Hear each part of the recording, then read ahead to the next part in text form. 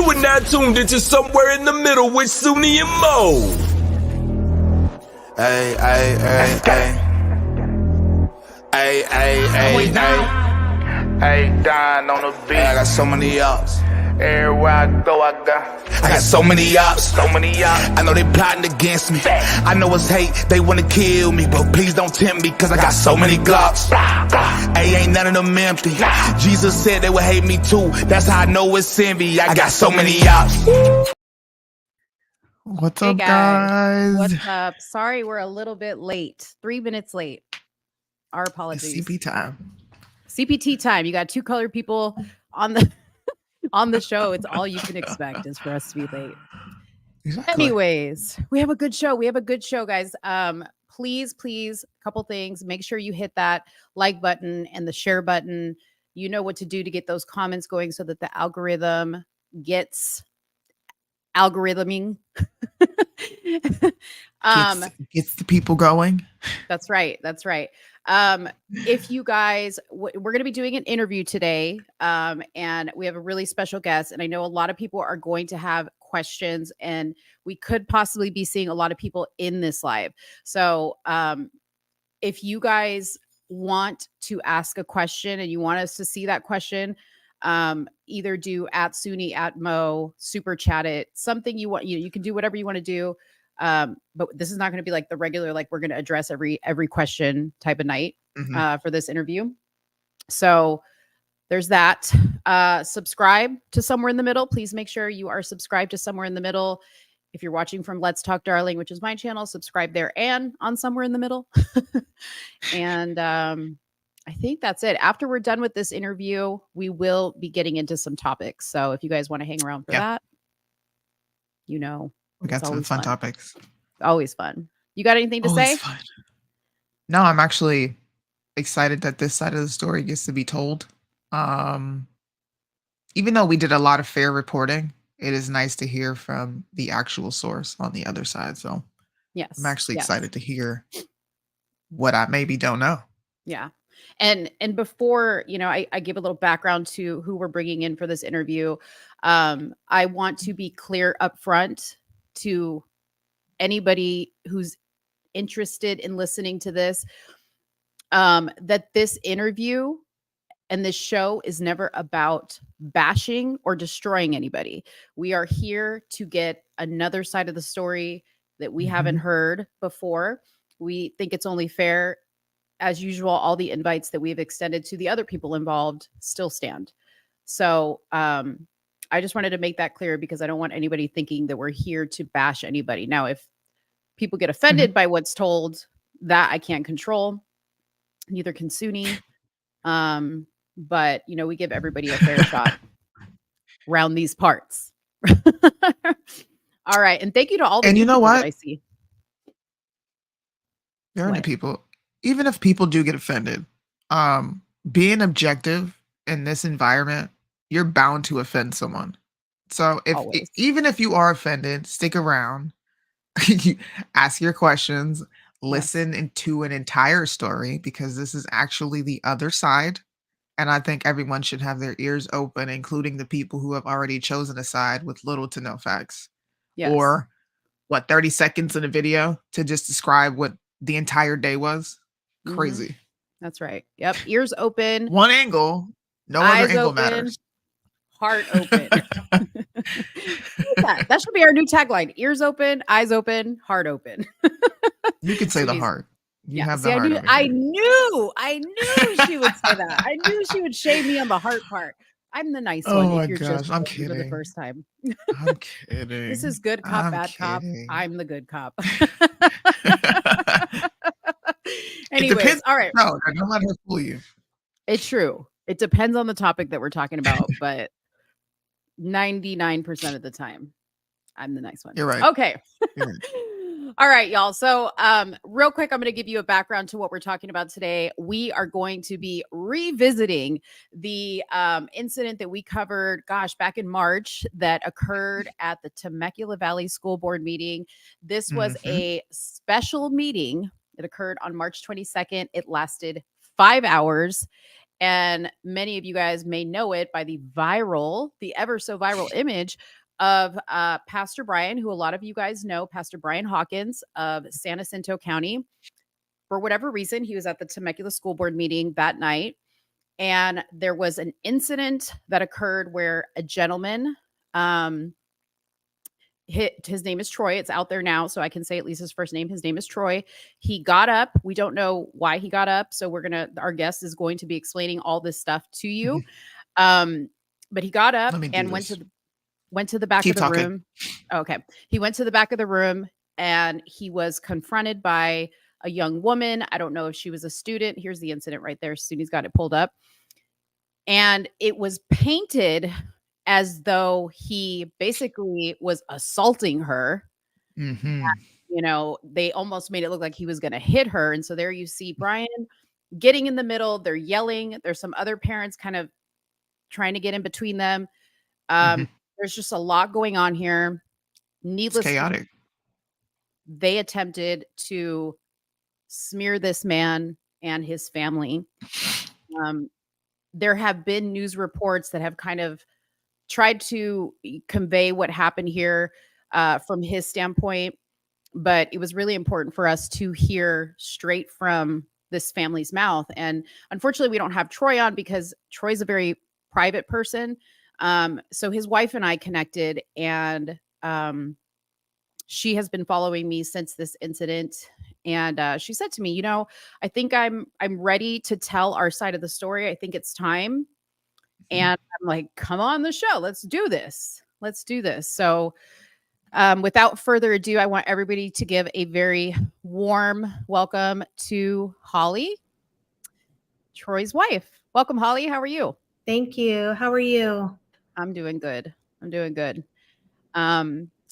Did I give all the facts there? Was there anything I left out? No, definitely. That sounds good. And I do appreciate, what you guys have said previously. I do appreciate that you're doing it because you wanted to get out the truth and know that there's two sides to it. So everybody that has said what happened, excuse me, is pretty much how it went. I just wanted to get out why we were there. And there's just been so many lies about, that he doesn't live there. And there's just been so many things that I just don't want to have the one side out. And the reason why I wanted to come on, I've been with Troy for 28 years and he's been my protector and he's taken care of me and our family. And it hurts to know that he was portrayed in this way. So I wanted to come out and let everybody know who he really is. That's awesome. So before we get into the details, why don't you tell us a little bit about your family before this all happened? Who are you guys as a family before this all made you famous? Internet famous. Yes, infamous. Very simple family. We have 3 kids. We've been in the Valley since 2005. We've had children in TVUSD since 2010, and we still have them in the school system. I know that this was another reason I came out. I recently saw him at the duck pond, and he was referring at an event to a bunch of people in blue shirts that, he doesn't even have children in the school system. So I was like, gosh, I need to let people know the truth. We just, I'm a stay-at-home mom. He works, he takes care of us. He's a wonderful guy. And he was raised by a single mom. It was ingrained in him. He was, he was like kind of the man of the house. It was ingrained to be a protector of, women and children. And just this false allegation is just so not him. So he's volunteered at the school. He's driven tons of field trips. We're really boring, really. That sounds good to me. That sounds like the all-American family, actually. Boring is good. Yeah, exactly. Boring is good. You were boring until you weren't, Holly. Yeah. Oh, no. Isn't that Yeah. crazy how that happens though? You're a regular American family living, and then all of a sudden life kind of just happens. And Yeah. your story is painted for you. Yeah. And we, through everything, they say get involved in, school board meetings and get involved in, see what's going on at schools. And so that's what I thought to do, just to start going to school board meetings and get involved. So that's kind of how it all happened that way. So this wasn't your first school board meeting. So that night you decided to go because they were, I'm assuming because of the topic, they were going to be basically announcing that they weren't going to be implementing the CRT curriculum in the classroom. So that was the purpose of the meeting. Is that why you guys went? Or Yeah, well, it was big talk about the whole CRT, and I just happened to hear that they're bringing in all these special guests. They're flying in, and they're, they know what they're talking about, and I thought it sounded really cool to go hear these, really important special speakers. So we basically, I told Troy about it. I said, wow, let's go. This is going to be really interesting to hear what all this panel has to say. So, he went to work that day. When he got home, we went straight there. He came straight from a, 10-hour day at work. I thought maybe there was some type of, opposition that'd be going on, but we didn't expect anything of what was going on when we went in there, with the, protesters and things. We sat down. He, like I said, been at work all day long, and hence the flannel, he wasn't there in any suit. He, had a long day. He was tired. mm-hmm. The protesters just, it just kept getting interrupted and delayed. And Troy was just kind of like, oh my gosh, it's dragging on. I want to hear these speakers.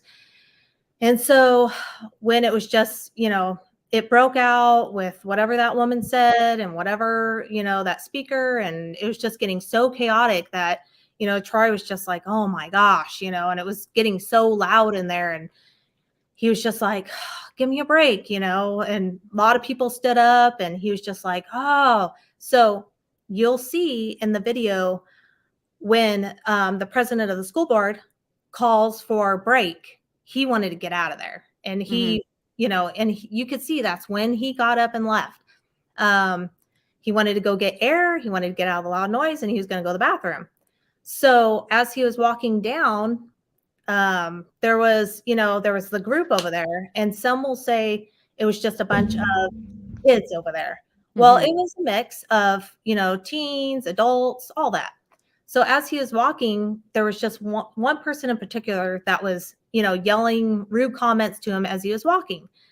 So he kept going, and he was almost to the door, and he kept yelling at him. And that's where you'll see that he was like, what?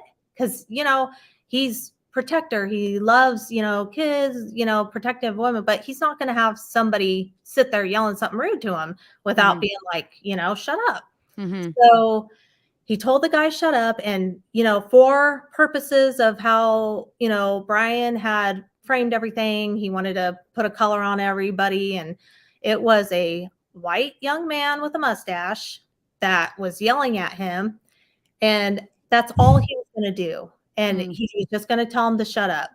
So, he wanted me to also say he was holding his glasses in his hand. If he was getting up to like go attack somebody or do something, he's going to put down his stuff and get ready.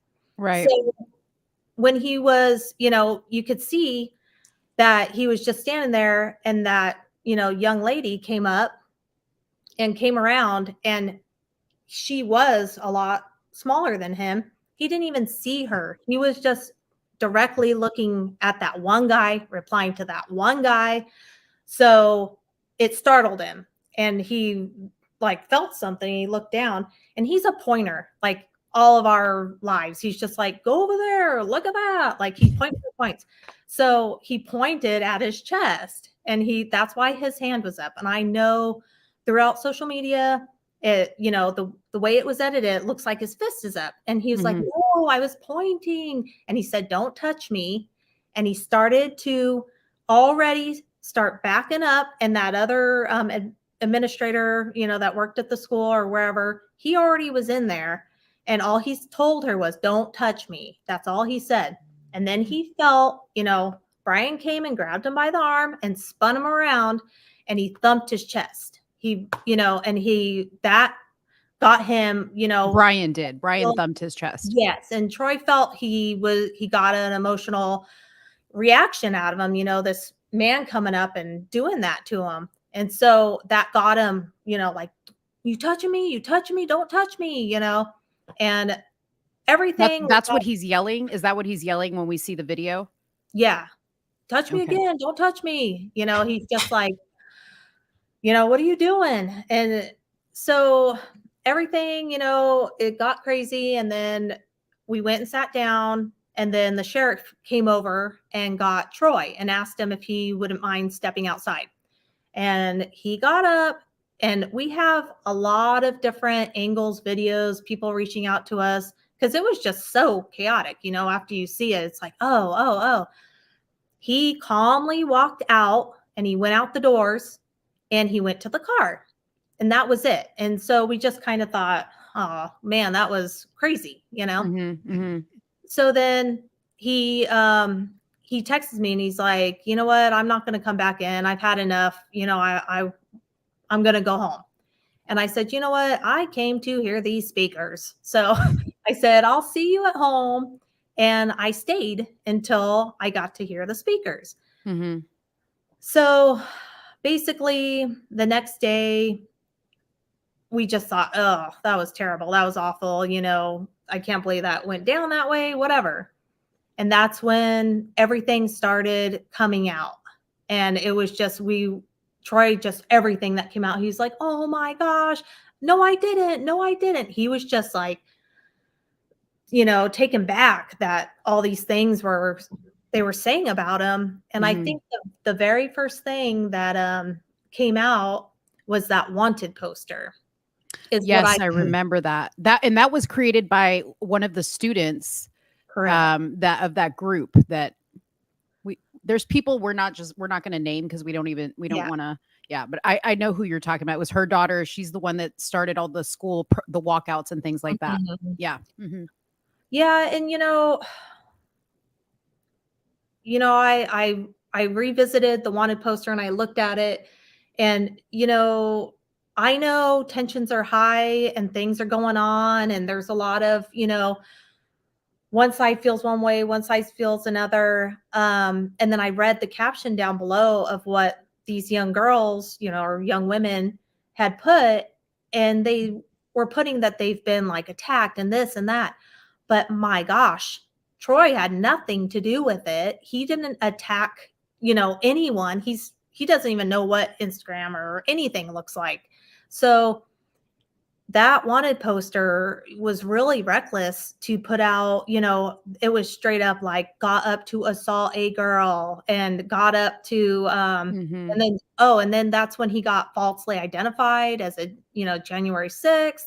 Yeah. This man that he got misidentified with got harassed all over again, because people have been reaching out, and we've just all the pieces, you know, coming together. So once, you know, they finally realized, oh, this isn't him, it just, you know, then the video, Brian's video came out.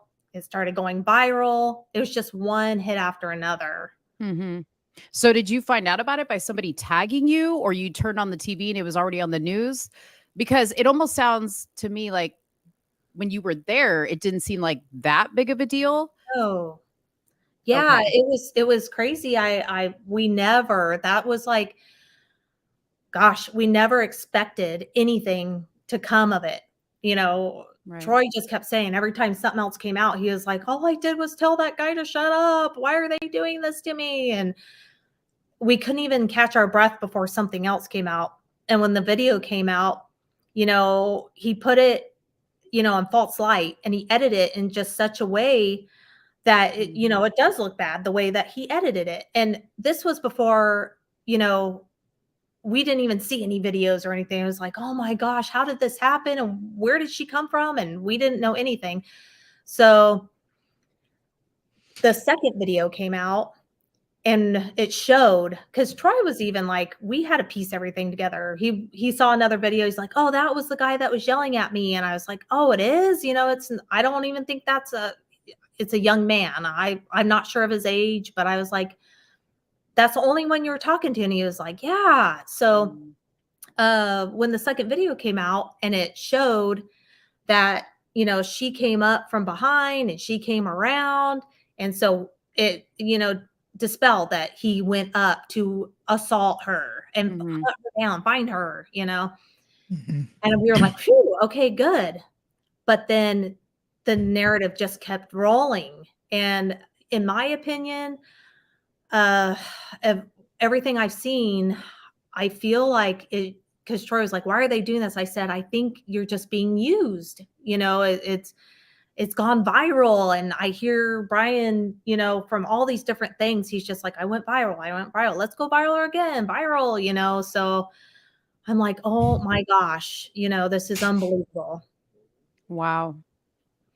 That's crazy. Yeah, you're right. Cause like, I remember when that second angle video came out, Soonie had put it out and she was like pointing out, like, look at this, like, this just goes to show, like, he didn't go seeking her. It was kind of the other way around. Like, it looked like she came and sought him out. She actively sought out two individuals that I see on video. There's another portion of that video where I think there's like 4 women sitting down in the back row. Yes. And she's coming up behind another woman and like pointing in her face and putting the phone in her face. And you see Pastor Brian across the room. There's no immediate like, don't be doing that. Because at the end of the day, she's a child and these are adults. And when I say child, I don't mean like a adolescent. I'm saying you are a young adult, right? You're 17. Number one, this was my first take on this. You don't put your hands on a man because you don't know what his response is going to be. Right. You know, what if he didn't? Like, this is not his character, but you can play a what if game. Since they're playing what if he would have clocked you? Like, you would have put yourself in a position, but she was going out of her way from the angles that I saw to harass people. That's what was going on. And that's what the media didn't capture. The media ran with the narrative, like you said, despite all of us putting out a different angle and showing he didn't seek after her. No, he's talking to this people here. This young lady interjected herself. I've had several conversations or tried to have several conversations with Brian to get him to acknowledge this. And he refuses. He refuses. He doesn't care about ruining a family's name. And I'm glad you're here to speak on it because there is a narrative going around about your husband's attire. Like something as minuscule as that. I wear flannel all the time. It's my favorite. I wear camouflage and an American hat attached to everything I do. Am I now a white supremacist? Like, is this what we're putting out? So I'm personally glad you're here to speak on all this because it's ridiculous. Yeah. This is, I really appreciate it.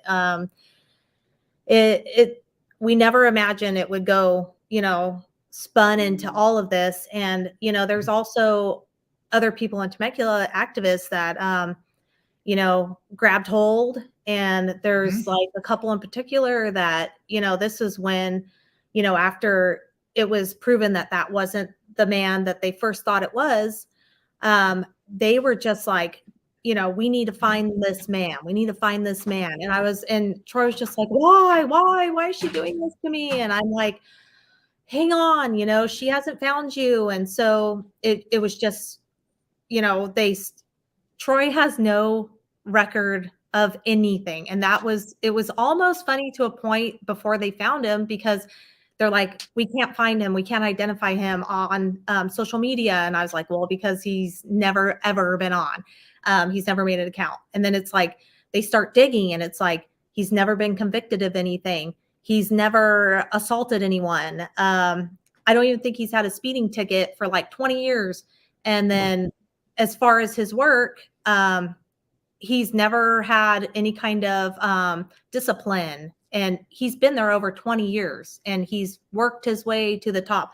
With all this coming out, it's all fun and games. That wanted poster, that's, someone's livelihood. He's diligently worked his entire life. He's close to retirement.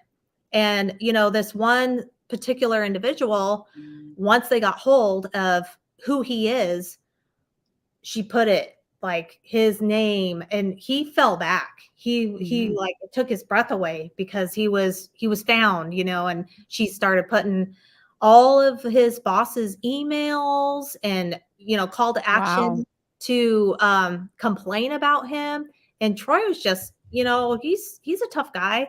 But he was getting tears, and I was like, oh my gosh, we're trying, and just everything that, all the defamation is just, it was too much, and Troy just kept saying, why is she doing this to me? Why is she trying to destroy me? And another thing that made us really scared, because they're like, if we, any kind of like legal actions or anything, we honestly were trying to stop them because they were putting out like tagging Antifa.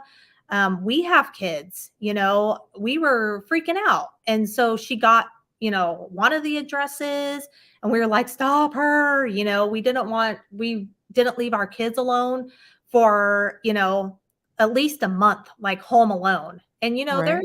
they're not littles. So we do leave them home, but it's been awful, and as far as, after everything came out, Troy was so devastated that he had to take sick leave. Like he didn't do it. I know there was rumors that, oh, they got him, they're disciplining him or whatever. That wasn't the case. He was destroyed. That, this narrative, because out of anything you can accuse him of, he is a protective man. Like he, single mothers, children. He's never touched me. He's never hit me. He's never hit our kids.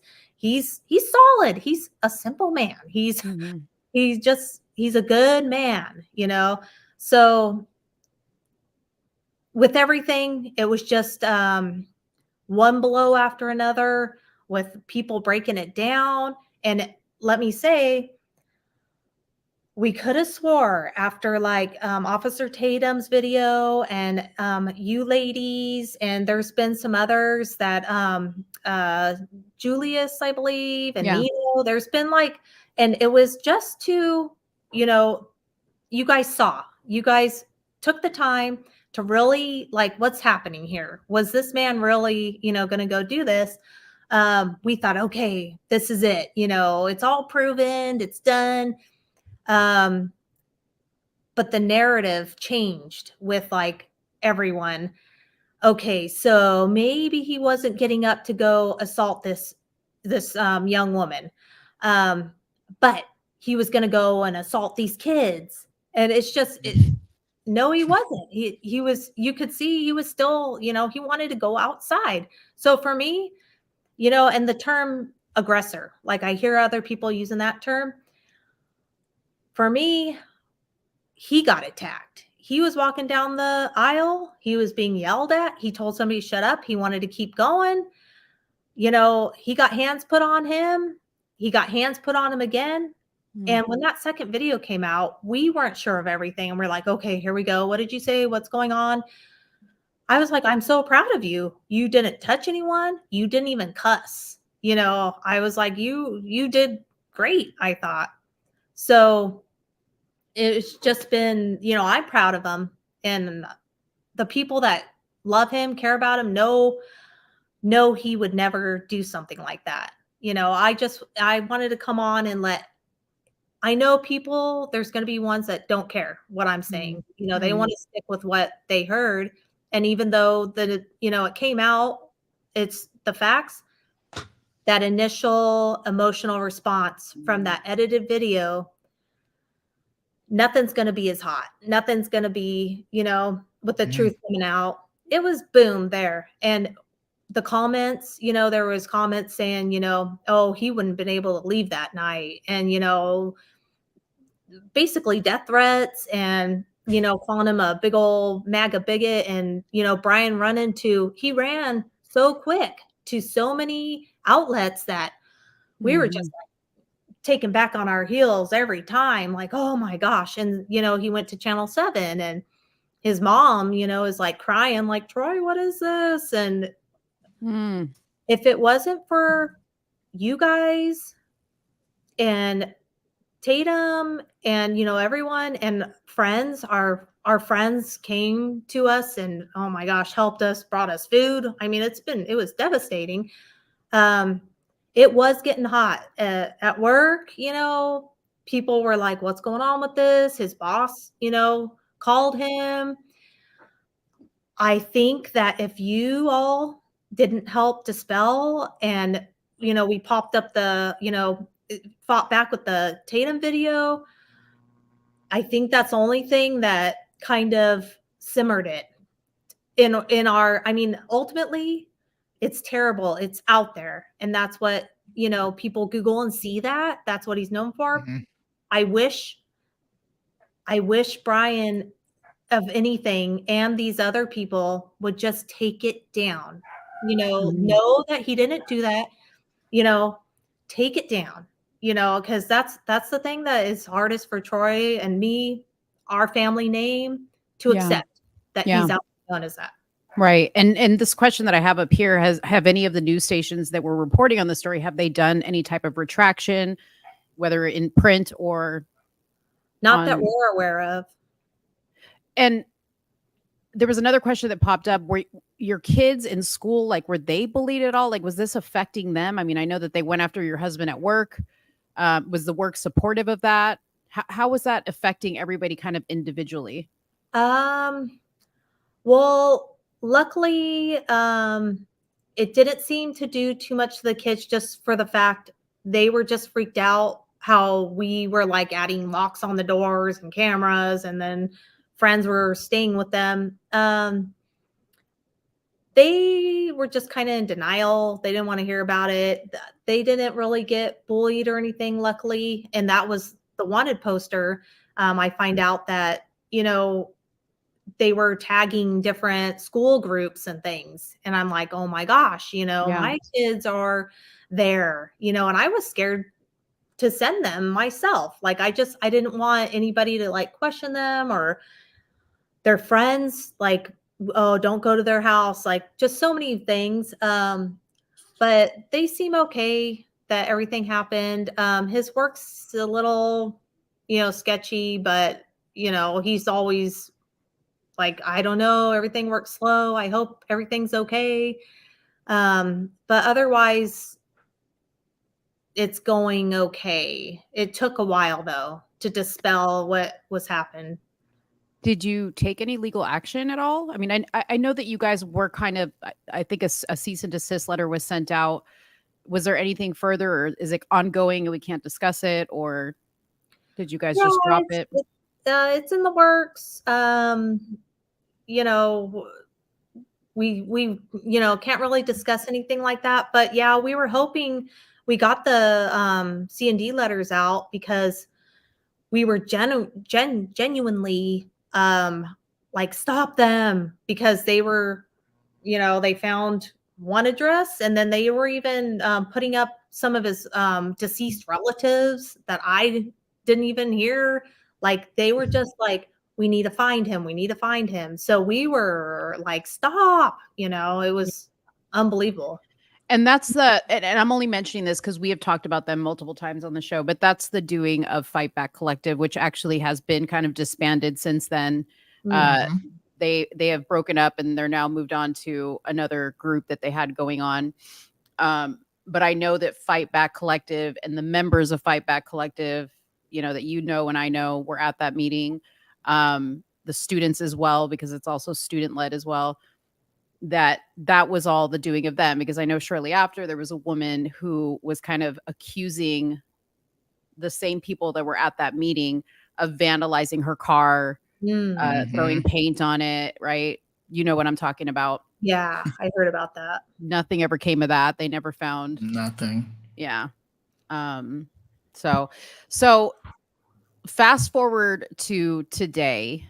And I don't want to go too far into it because we've already covered this, but obviously Brian is having some legal challenges of his own. The first thing I thought about, because we had been talking, and sorry, I'm frozen on my screen. Of course, it would freeze me when I'm in a double chin moment. I'm like, okay.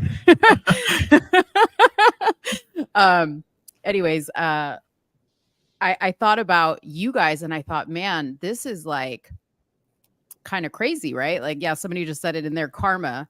This is kind of crazy, like how the tables have turned, because you guys went through hell with what happened there. And then all of a sudden, Brian has a personal situation, not even, related to his work happen, but because he does what he does, it's all of a sudden thrust into the public eye and everybody's got an opinion about it. How do you feel about him now being faced with that and him taking a lot of backlash right now for what's going on? Yeah, I mean, it definitely was like, wow, like this is exactly what you're accusing Troy of. And, you got arrested for it. Gosh, who knows what happened, but it was just, I wonder if he thinks at all, like, wow, how it feels. I wonder. I know I keep thinking, it's definitely nothing personal because he doesn't know Troy.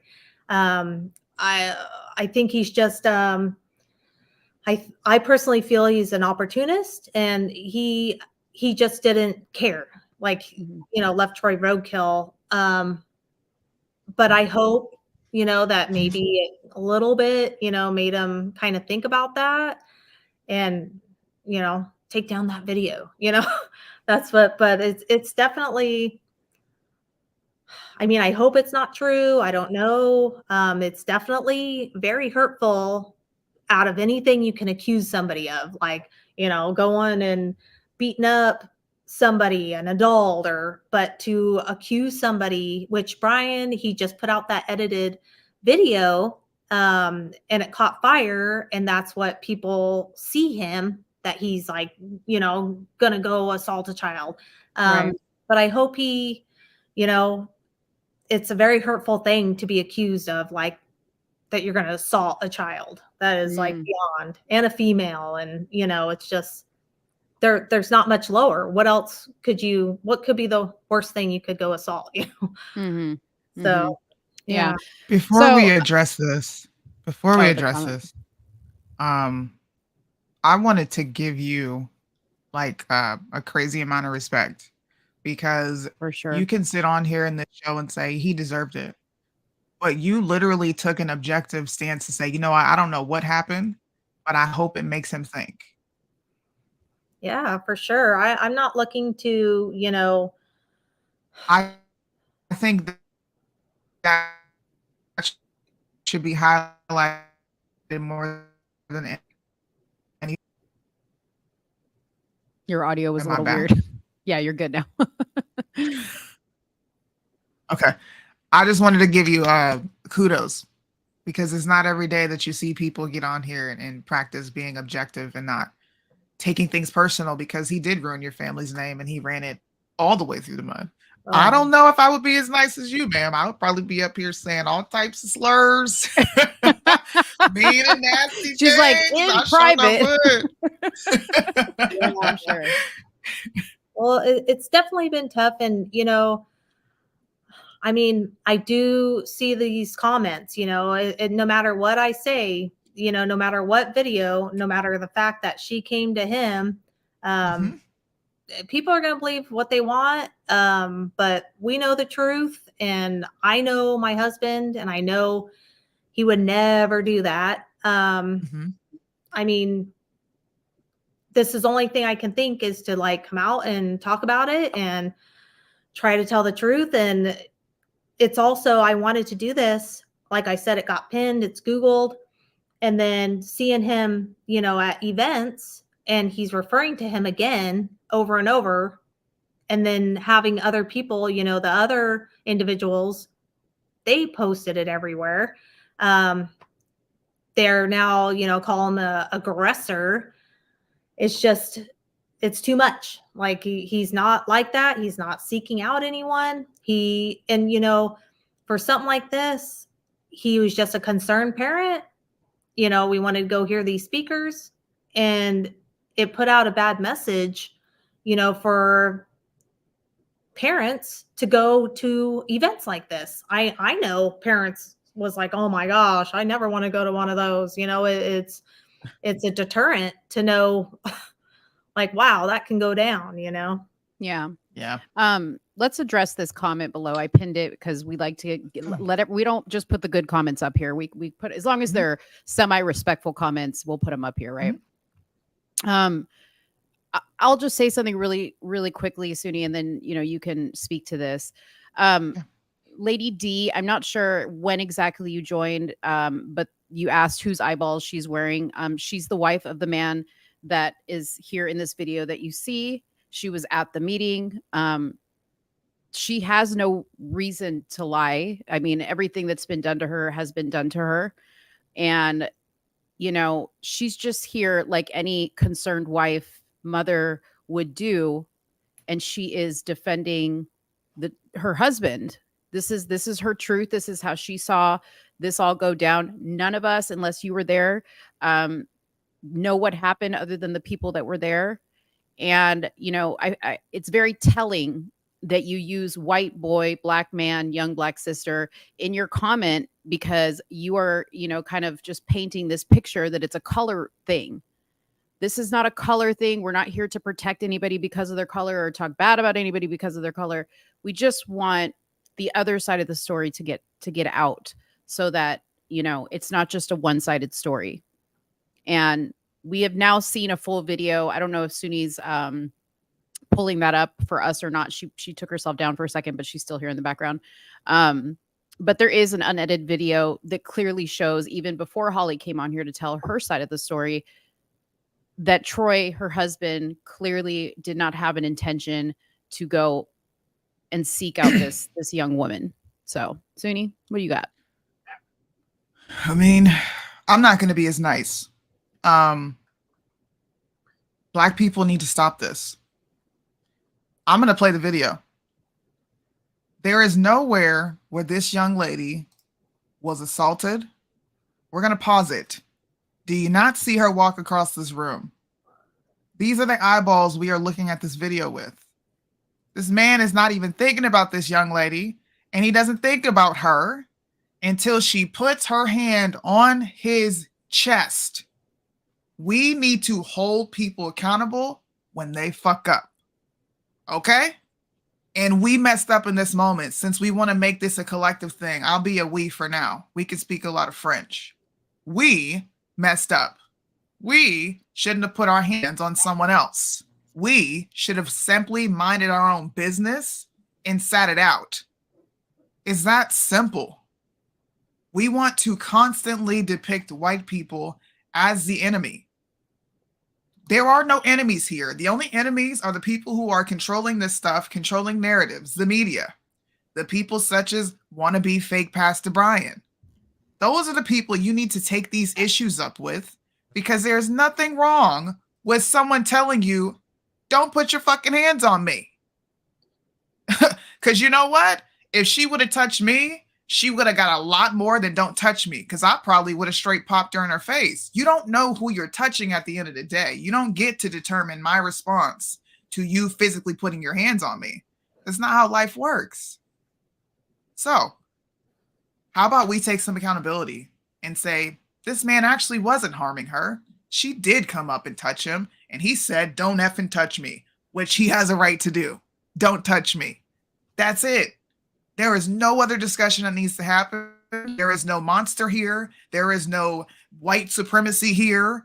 The only thing we have here is a wannabe pastor who's trying to grift off the moment of saving little girls from fake ass white supremacy. I hope that triggers you deep in my soul. You gotta love Soonie. she's so good at that. Cause man, like, it's not cool, bro. It's not cool. Well, in that moment, and you can see, you know, anybody that has been, in a heated moment or argument or, a fight or anything, you just see that one person that you're, talking to, and you could see he's looking straight at that one, young man, Yeah. and she's here. He didn't even, that's why he was like, and, I'll have to say, through all this also, growing up, high school parties, dudes getting in, fights, you're not supposed to jump into, fights with dudes, just, it's dangerous. I knew to never, I've been at parties where fights broke out. I got out of there, you're not going to stop any men, you know, it wasn't a huge fight, but he was in a heated moment, and they're praising her like this brave girl. She's stopping, because that was a new narrative, stopping him from attacking other people. Like he's this big monster going around attacking all these children. And Yeah. so I think they're doing her a disservice, really, doing that. Like you said, you don't know if, next time, if she goes and does something like that, if she's at a party or she's, it's kind of giving her like emboldened to want to think she can do that, because, he could have easily like slapped her away, or, I think it's putting her, dangerous situation that she could one day be in, doing that to somebody else. Right. Absolutely. Yeah, absolutely. I know a question I did want to ask you. Do you feel like when you were at that meeting, do you feel like there was just like a crazy amount of people that you maybe had never seen before at these meetings that just seemed to have like shown up out of nowhere that didn't seem to be from the district? Like, was that something you observed? You know what? I noticed a lot of new faces just from going to school board meetings, and I heard like even people that were sitting around us was like, this is my first one, that people wanted to go see. I think it was kind of like a exciting thing that this panel was there. So a lot of the community came. I didn't know too many people. I've recognized some of the protesters. But we just never knew it was going to be at that level of disruption. Like everybody was getting tired of it. Like, let's get on with it, Right. Right. Wow. That is so crazy. So what's your involvement today? Are you still going to school board meetings, or are you like, that'll be my last, like your days in the school board circles are over? Like, what? Thank you so much, Tito, for the super chat.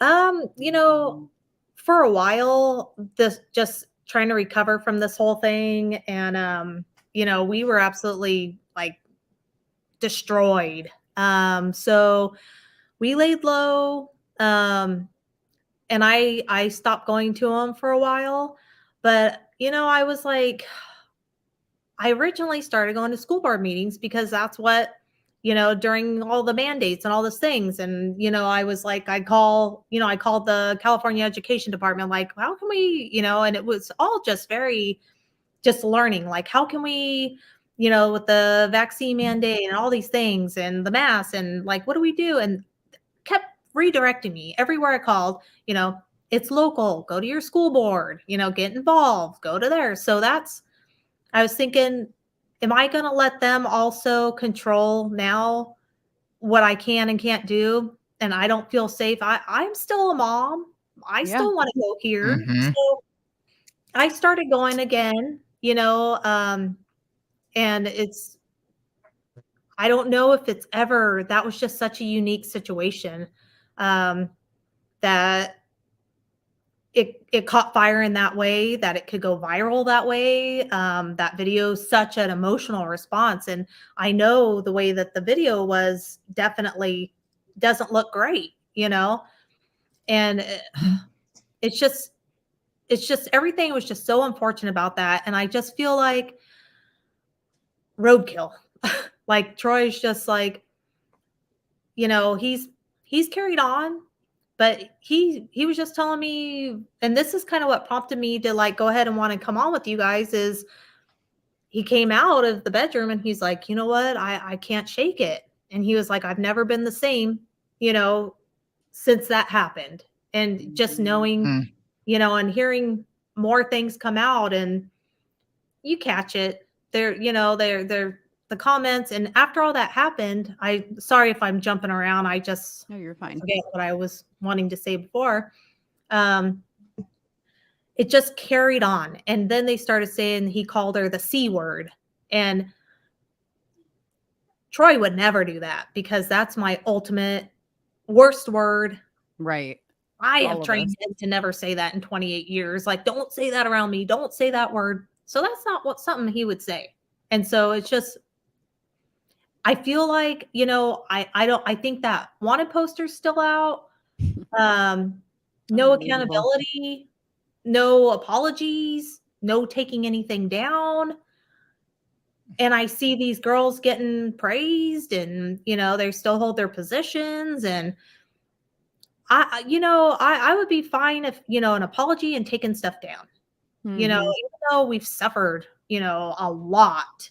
Come on, it's out there. It's not true, So if Brian were to, like, after this live, let's just say he's Lady, let's just say Brian's Lady P for argument's sake. If he were to call you or come on here maybe and say, hey, I just want to come on here and offer an apology, you would fully, like, in your heart, you would accept that apology? I would, if he really did go and apologize to everywhere he went, and let him see, and just say, I'm sorry. Because he kept saying, my perspective was, I looked to my left, right, and there was a tall white man standing over a small black girl. And, if he could go to that, go to that and say, I'm sorry. And if he took everything down and it was no longer on Google, like, that's ultimately, what we want. And speaking of that, he went on that bullpen, and that was another, like, wow, defamation beyond. Right. That was crazy. Him talking about some other guy, peeing in like some water dispenser from that same company. I mean, let me tell you, this company is huge, thousands of employees. And then implying that he wouldn't put it past Troy to do something like that. It's infuriating how many horrible things that he's, and again, he's not personal. He doesn't know Troy. He's using him, is in my opinion. Yeah. And he doesn't even care that he put that out. And then on the bottom, I believe, if I remember right, across the bottom of the bullpen, it was like MAGA bigot. Oh yeah. It's just one blow after another within just days. And we couldn't even like catch our breath to try to combat everything. Yeah. Yeah. Wow. There's like a bidding war going on here in our comments. Everybody's, hey, Holly, we're having you. Listen, Holly, we're going to have you on again. I'm just joking. Sure. Oh, man. So, gosh, I just lost my train of thought. I was going to ask you a question about something that you mentioned. Shoot. While I think about it, Soonie, do you have anything? I did have a question. Do you believe your husband will ever come out himself and talk about this? It's possible. He also, it hurt him really bad, just, that his character was so assassinated. He's also not a public speaker. Like, he's not, I don't want to say, he's very intelligent. Like, he's designed pieces at his work to make the water flow better. He's, but as far as, public speaking or anything like that, that's, where I you Excel. know, yeah, You're more comfortable. Yeah. You're more comfortable. well, more comfortable, I'd say. But Yeah.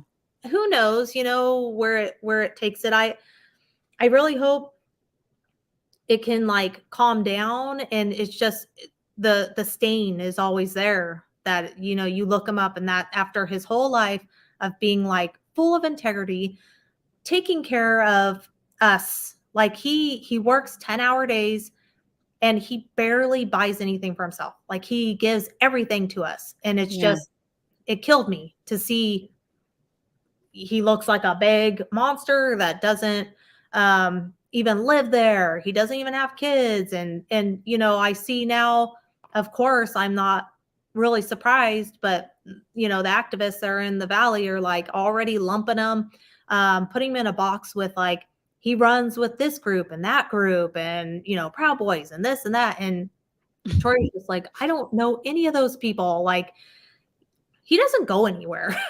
He Poor doesn't. Troy. Yeah, it's sad. That's what it's really, really sad. He's happy to be in his man cave. He likes to just, you know, garden. He works. He gives us everything. And I wish he could have been accused of something else. You know, horrible. You and I were kind of having like a conversation a couple of days ago on the side, and I think I said this to you, or I may have said it to Ryan. May have said it to both of you guys, because I talked to Ryan quite a bit from the Temecula parents. And, you know, I said, I know that it seems hard, right? Because like, this is not the thing that you want to become known for, right? It seems terrible. But the way I see it is, and if Troy's listening, I hope he is so he can hear it, is, you know, God chose you. God chooses all of us for things. And sometimes we don't like what we're chosen for, and we don't quite understand what the reasoning behind it is. But there must be something pretty great about Troy, other than all the things that you've said about him, that he was chosen for this moment, right? This moment, while at the school board meeting, may have not seemed like a positive thing, but I think a lot has come out of it since. And I also think that this could be part of, hopefully, an awakening for Brian, that either maybe he's not cut out to do this, maybe he needs to focus a little bit more on his family.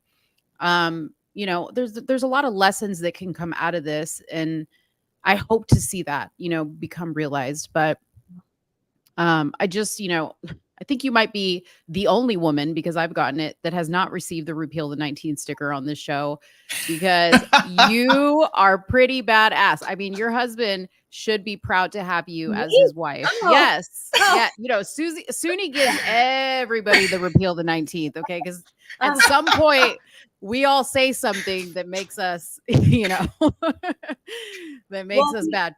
I mean, I've had my moments of like, you know, he's, you know, this and that, but it's like, I in my opinion, feel like he's motivated for his congressional run. And I just feel like what he did in my opinion, was real desperate, you know, to use somebody like that. And it's sad, you know, and I wish he could do, like I said, apologize and take it down. I mean, my goodness, that would be wonderful. And if he only had half the integrity that Troy has, he'd be on his way, you know. Right. I don't know him well, but I know through all this, I've learned a lot, more than I ever thought I would have to learn about him. And there was quite a few people that, you know, reached out to us and had their own stories, and it just, it almost was worse, because I was like, oh no, we got, you know, victimized by this person. Like, how did this happen? How did we run into this one individual? It's really surreal, you know? Right. Out of that whole room, you were chosen. You were the chosen. And that's what our friends were like, maybe, you know, because it was super dark, super dark, like the first week. And because we've never had any attacks like this before or anything. And I want to really like thank our friends, and this is where I'll like try not to, because they pulled us out of the fire. I mean, it was just so huge and the viral, and it was so overwhelming that they came over. I met new friends that had similar experiences. Um, they brought us food. One of them took our kids, out of the house to like go bowling because we were destroyed. So through all this, just getting close with these people, and we've met a lot with integrity and believe us, and you ladies, it's been a blessing, through everything. I mean, I wish he would take it down. That'd be ultimately, but this has been, I don't know what we would have done without people that were interested in the truth, like, you ladies and other people that were willing to see. I don't know where we'd be right now if people like you didn't come to our rescue in a way, for sure, Yeah. So, thank you so much. You're welcome. It's a community, right? we all gotta help each other out, for sure. Yeah. For sure. Even Lady D, we're gonna pray for you in your heart. Really lucky. Let me see here. Lady she D, said, yeah, she she's said, you whites can't lie. I wish I was lying. It's been, just, you know what? Hey, Dude. break it to Lady D that you actually identify as Black. That will throw her off. That will throw her off. That's hilarious. Yeah, and that's unfortunate. That's what I was telling Troy before I came on, because he's like, he was scared for me, because nobody has really seen my face, or and I still want to go to school board meetings. And I said, listen, I know, he's like, they're gonna edit stuff, they're gonna splice it up, and I said, okay, let's go. I didn't do anything wrong, you didn't do anything wrong. It's not gonna ever explode as big as what Brian got out of it. He loves telling people all the views and viral. So I'm not, and no matter what I say, I think people will like the narrative, that was put out. And I know I'm not going to reach everyone, but I think people that really wanted to know, like, I wanted to explain to you ladies, why we were there and why he got up. And so that was important, just to explain it to you guys too, and then people that were truly wondering, what happened, even though wonderful how people broke it down in the right way, Yeah. but I figured, what, let's go. I want to say it from his perspective and mine, and just what a mess, out of nothing. That's what Troy kept saying. All I did was tell, somebody to shut up. Why is this happening to me? And I think it's just, it's fitting what they want, Right. They won't let it go. I mean, the truth is, and I'm not saying this to be mean, but this is the truth. He needed something to make him relevant. Yeah. He went there with an agenda that night and he got it. Yep. Now, unfortunately, had that light not been shined on him because of that incident, maybe people wouldn't be as interested in what's going on in his personal life now. So the lesson to everyone there is be careful what you wish for. You want attention. You can't control what type of attention you get. Some people actually like good and bad attention. They will take whatever they can get. They like chaos, and they don't, to them, it's all the same, And I'm not saying that that's him. Soonie and I have had, Soonie more than myself, have had interactions with Pastor Brian. And there have been moments where we've had great interactions with him, prior to him kind of doing a complete 360, 180, whatever you want to call it. They've been great interactions. So it was confusing to us, like why all of a sudden he just completely flipped his views on everything. So maybe there's a little speck of a really good, decent human being there. And maybe that person will peek through, I believe that anybody can change, I wouldn't classify him as pure evil. I would classify him as an individual who seeks attention in the wrong ways, Yeah. you know? And That's that's what sad. I It's think sad too. to me more than anything. It's sad. Definitely. And it's just the more, going through it all these months, because I've had to review more than I wanted and learn, like I said, learn about him more than I wanted. And, no, he's, this and that city council running pastor, all these things. And he did this. Mm-hmm. That was almost another, blow that somebody that is supposed to be, filled with integrity and, common sense and common decency, human decency, not take into account, like maybe he does have kids, and I, for a split second when he was on, bullpen, he was like, my perception was, this is what I saw. And I was telling Troy that, I said, okay, if that were true, he could have seen something going down, Mm-hmm. but then Troy was like, he didn't just have that one little edited piece. Most likely, in our opinion, it was, he probably had a full video. And I was like, well, maybe, if that's speculation, he knew. Cause I was almost like, maybe that's what he did see, Right. But I'm too, it's obvious to me now what went down, what he did, why he did it, and why he keeps talking about it and using it and showing up at events and popping over to Temecula. And Yeah. it's just, it's unfortunate that Troy has to be and one other event he did. And I was like, oh gosh, what is this? He did that, I don't know, town hall, press conference, Mm-hmm. in Temecula, the city hall right there. And he just was talking about, everything going on and this and that. But that one young lady was there and, holding a poster saying like, keep kids away from Troy Child, and it's just, again, I see that and I'm like, my God, he's not. He would never touch a child.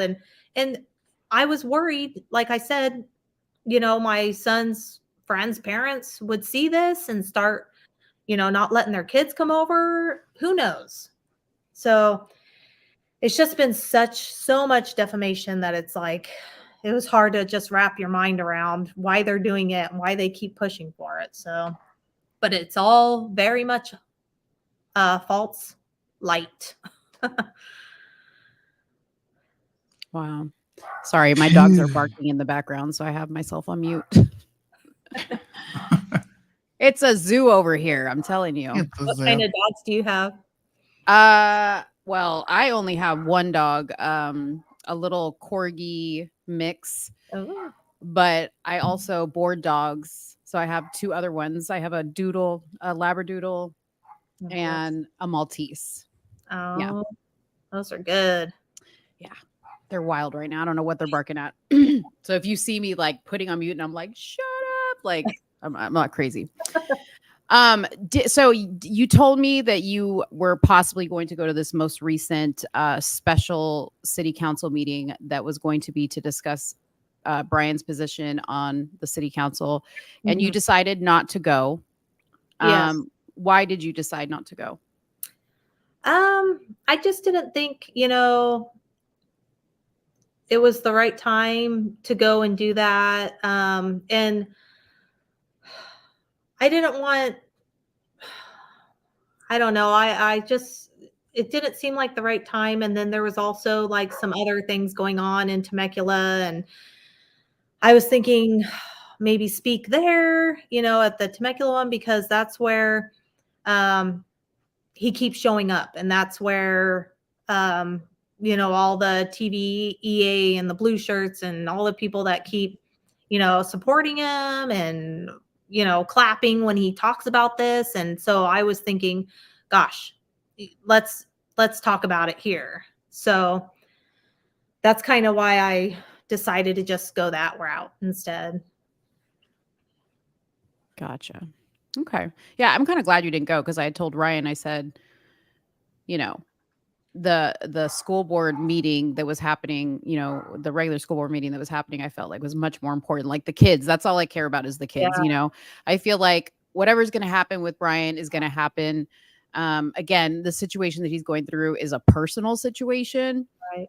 And I don't by any means particularly care for him, but people need to know the truth about him, which is why we do interviews like we do them. We don't do interviews to specifically target people and just take them down to the ground. We like to have informative journalism here so that people make their decision on an educated, piece of information, not media clips from the internet. You know what I mean? Yeah, that would be wonderful. And I don't go on, I haven't listened to many podcasts or anything like that, but I never knew, I know social media can be daggers, just like what we went through, but I never truly understood how much they can also save you, as far as, people like you wanting to hear both sides and give everybody a chance. And it's beyond, grateful that because I really, like I said, I don't even know where we'd be if we didn't have, people wanting to hear the truth or, if find out if he did do it, so now I can say, without a doubt, everyone, he did not. Yeah.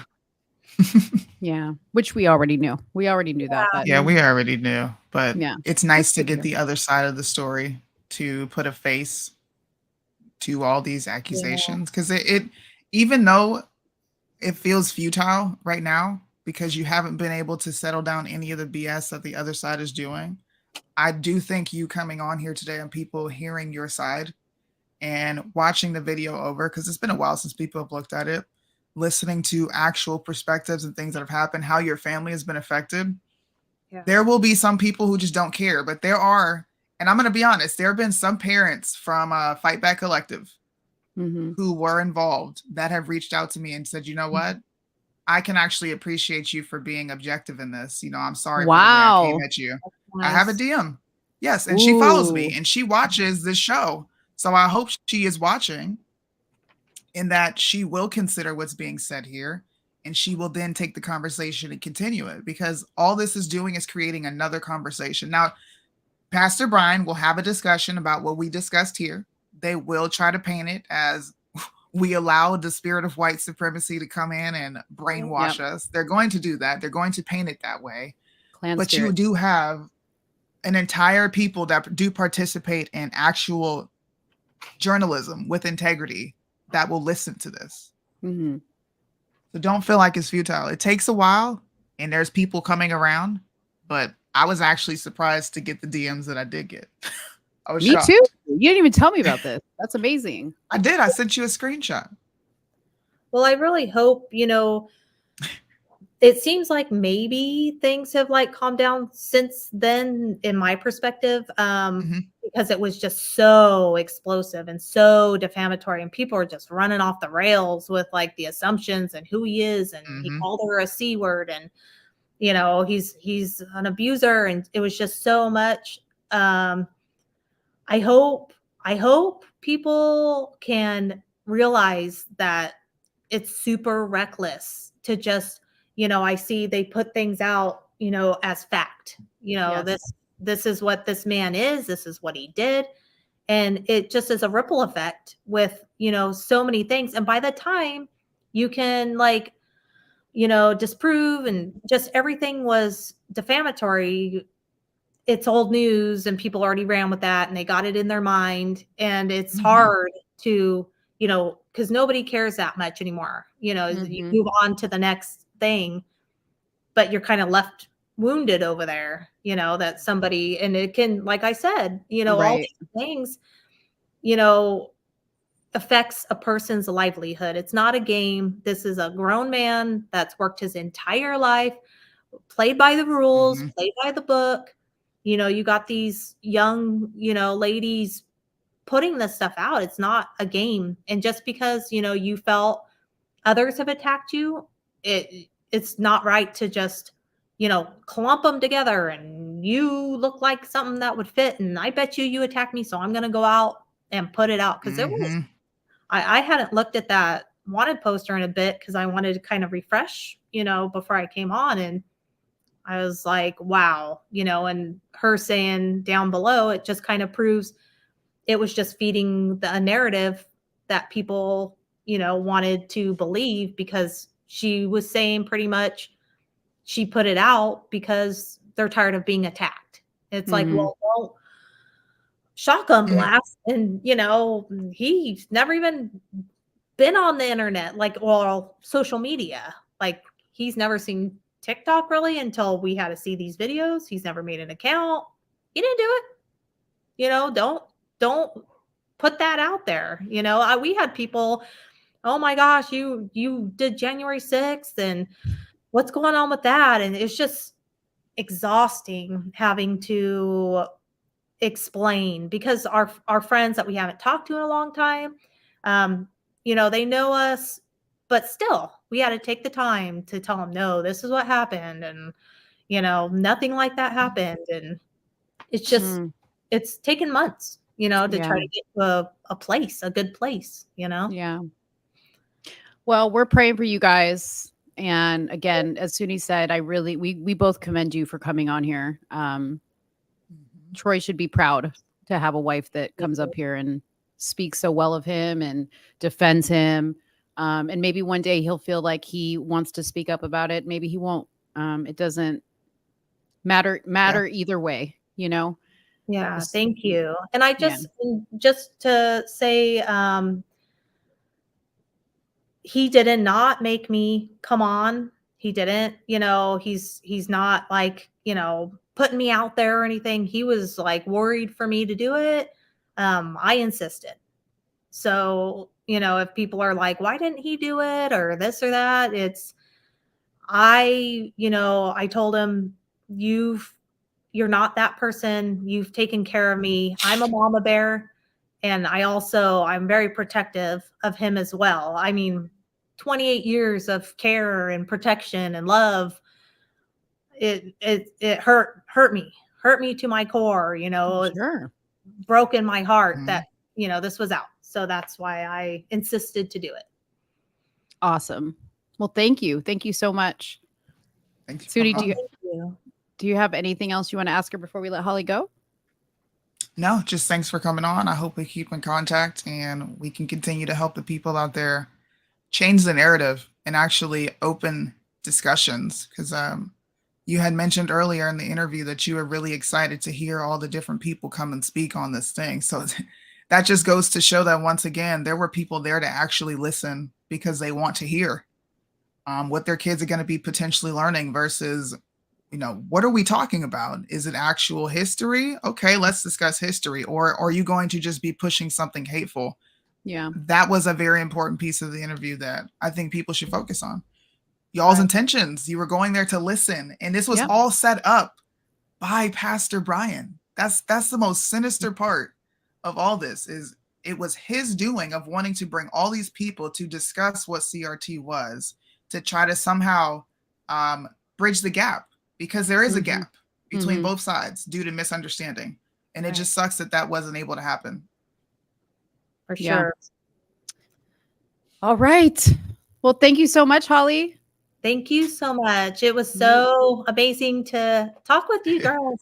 Yeah, and you and I will stay in contact because we're in the DMs. All right. Thanks for All coming right. on. Thank All you, right, Holly. thank Have a you, good one. thank you. You too. All right. Bye-bye. Bye. Wow. That was a good interview. It was. That Pastor was Brian, really good. Lion Brian, you ought to be ashamed of yourself, sir. You know what else is crazy? Is these I already said it. I don't know if I could have her discipline because I would be on here running this butt through the mud, bro. Oh, you got a rap Oh, sheet? right. Oh, you just got accused of this? Dude, I know Yeah. we do this for a living, right? I try to maintain a sense of professionalism and decorum. But if I was in her shoes and this was me defending my husband, I It don't would have think I would been. have that restraint. No, It would have been I gloves off. don't. We would have been thumping a few times. I'm pretty sure we would have probably got into it a few times. Like, But see, that's even more that even more furthers that this woman and her husband did not go there to be a threat, because if they were, they would right. have taken full advantage of this, and it could have gotten really ugly if they wanted it Oh, to. they would have, bro. They would have showed up like Soonie would have. Yeah. Look, I've been waiting for this one. That's what would have went through my head in that moment, because Yeah. there are some people who are just waiting for that moment. Pastor Brian is one of them. He's an opportunist.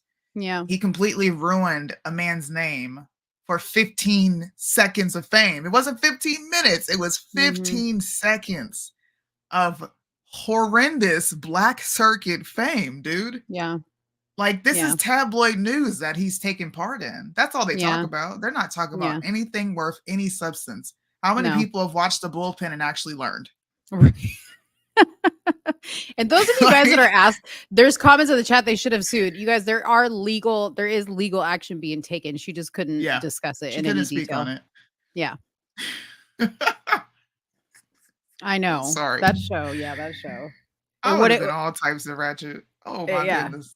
And it was clear. It was clear from the beginning what they were out for, because I remember when we reached out to him for an interview, his representatives said, "We're looking for that. He said, "We're looking for the Biggie interviews with the money did. sign." Yeah, with Do the you money still sign. have that screenshot?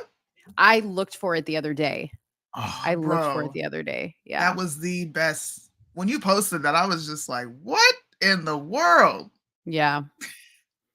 I'll have to What? go. Oh, you know what? No, it was he was replying because I had put up a note on my story, and I said in my story, I was like, "Hey, at Pastor Brian, you're welcome to come and talk on Don't our our show." stories archived though? We have to talk about Oh. this off camera. I don't know. We gotta You're gonna talk have to about show me this. that. I need anyways. to see. I need that. I need that screenshot because I'm Yeah. gonna post it again. Yeah. Anyways, you guys, thank you so much. Holly, by the way, I see you there in the background. Go ahead and go ahead and log into the Somewhere in the Middle YouTube. That's either like the link is in my story. And you can watch it from there, because we're going to take you down from here. So that we can, yeah, she sees it. Okay, cool. I was like, wait a minute. She's still there. Kick from studio. Okay. It's like kick the guest. I don't like that. Kick her out. Kick her out. She was awesome. She was Kick awesome. her out. Sweet lady. Since we're still on the topic of CRT, and we do have to get some news out of the way, can we talk about the ridiculousness going on in Florida? Yeah. We're probably going to disagree on this. Okay. I saw that you sent me curriculum 200 pages, and I was did. like, Soonie, nobody has time for that. It's like an hour before the show. Of course, Soonie's Listen. like speed reader. She's like, zzz, zzz, zzz. I really did. I was like, ooh, wait a minute. Well, you could type in keywords, things that you really want to see that's in there, and you can do a brief overview. Now, no, I did not read all of them, but I did read a significant portion of it. Okay, so tell me. So just for some context, Ron DeSantis is being accused of gaslighting. Now, this came from our vice president, Kamala Harris herself. And she said 5 different ways, the same way, but different ways, how Ron DeSantis is trying to gaslight us when it comes to the curriculum. Now, the issue that they're having is specifically this curriculum, and it does say it, I'm going to pull this up. This curriculum says that slaves benefited off of slavery because of the skills that they attained. Now, my rational side is saying, okay, I can see that, right? When you remove feelings from it, you can say, okay, well, maybe they did, but that would also imply that they did not have these skills to begin with, and that they should somehow be grateful for slavery. I just didn't like it. When I really sat there and started to think about what was being stated, I'm like, what the fuck is this? Like, what is this? They called it kind of like an internship, like a slave internship for life. I mean, look, I'll pull up the actual verbiage. Okay. And they're teaching this. They're teaching this in social studies. Is that correct? This is a curriculum that was approved in the state of Florida. Yes. Okay. So here is a specific portion that they're not too happy with. Can you guys see it? Is it clear? Is it big enough? You know me, I can't see anything. So if you can make it a little Oh bigger, there you my go. gosh. Is that better? That's Yes. my grandma would need it that I bad. didn't bring my readers up here, so I miss you, Graham. Whitney's Anyways, cotton gin. this particular part of the curriculum is what they have an issue with. It says examine the various duties, trades performed by slaves, i.e., agriculture, work, painting, carpentry, tailoring, domestic service, blacksmithing, transportation, right?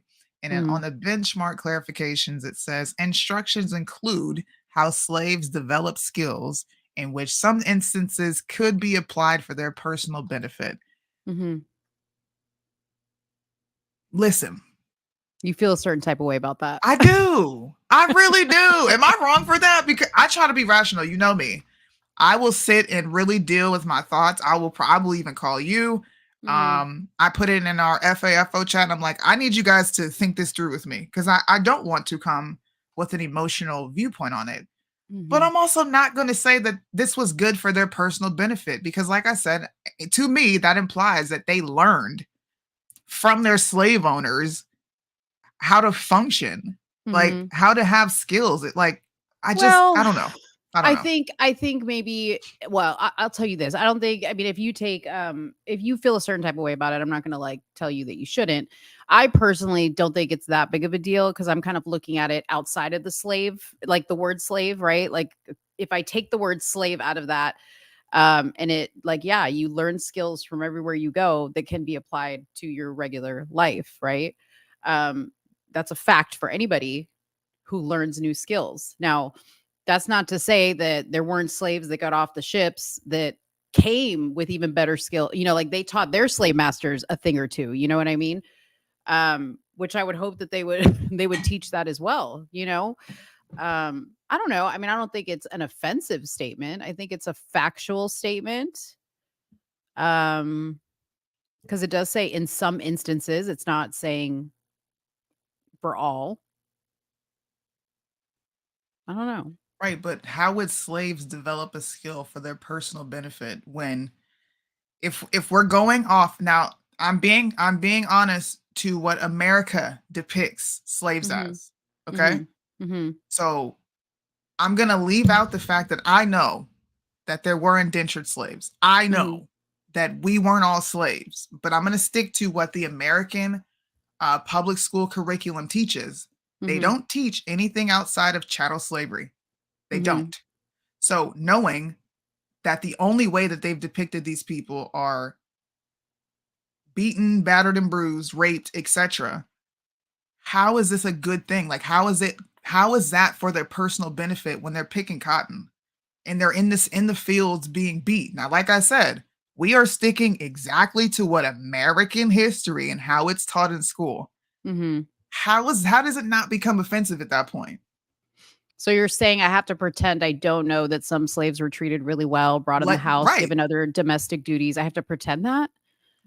We have to because we need to view it under the framework that they're going to be teaching in school. They don't teach what we speak about on here. We all know that because we were never taught that in school. My children are still in school. They do Mhm. not teach an open-minded discussion on blacks representation in this country. It's just slaves Mhm. off of a ship. You were beaten. We took your Right. language from you. Period. Point blank. That's what it is. Well, that's when I say if you're not going to teach the whole damn story, then take it all out. Take it all out. Let's reconvene when we're ready to be honest about it on both sides. The Mhm. good, the bad and the, you know, whatever.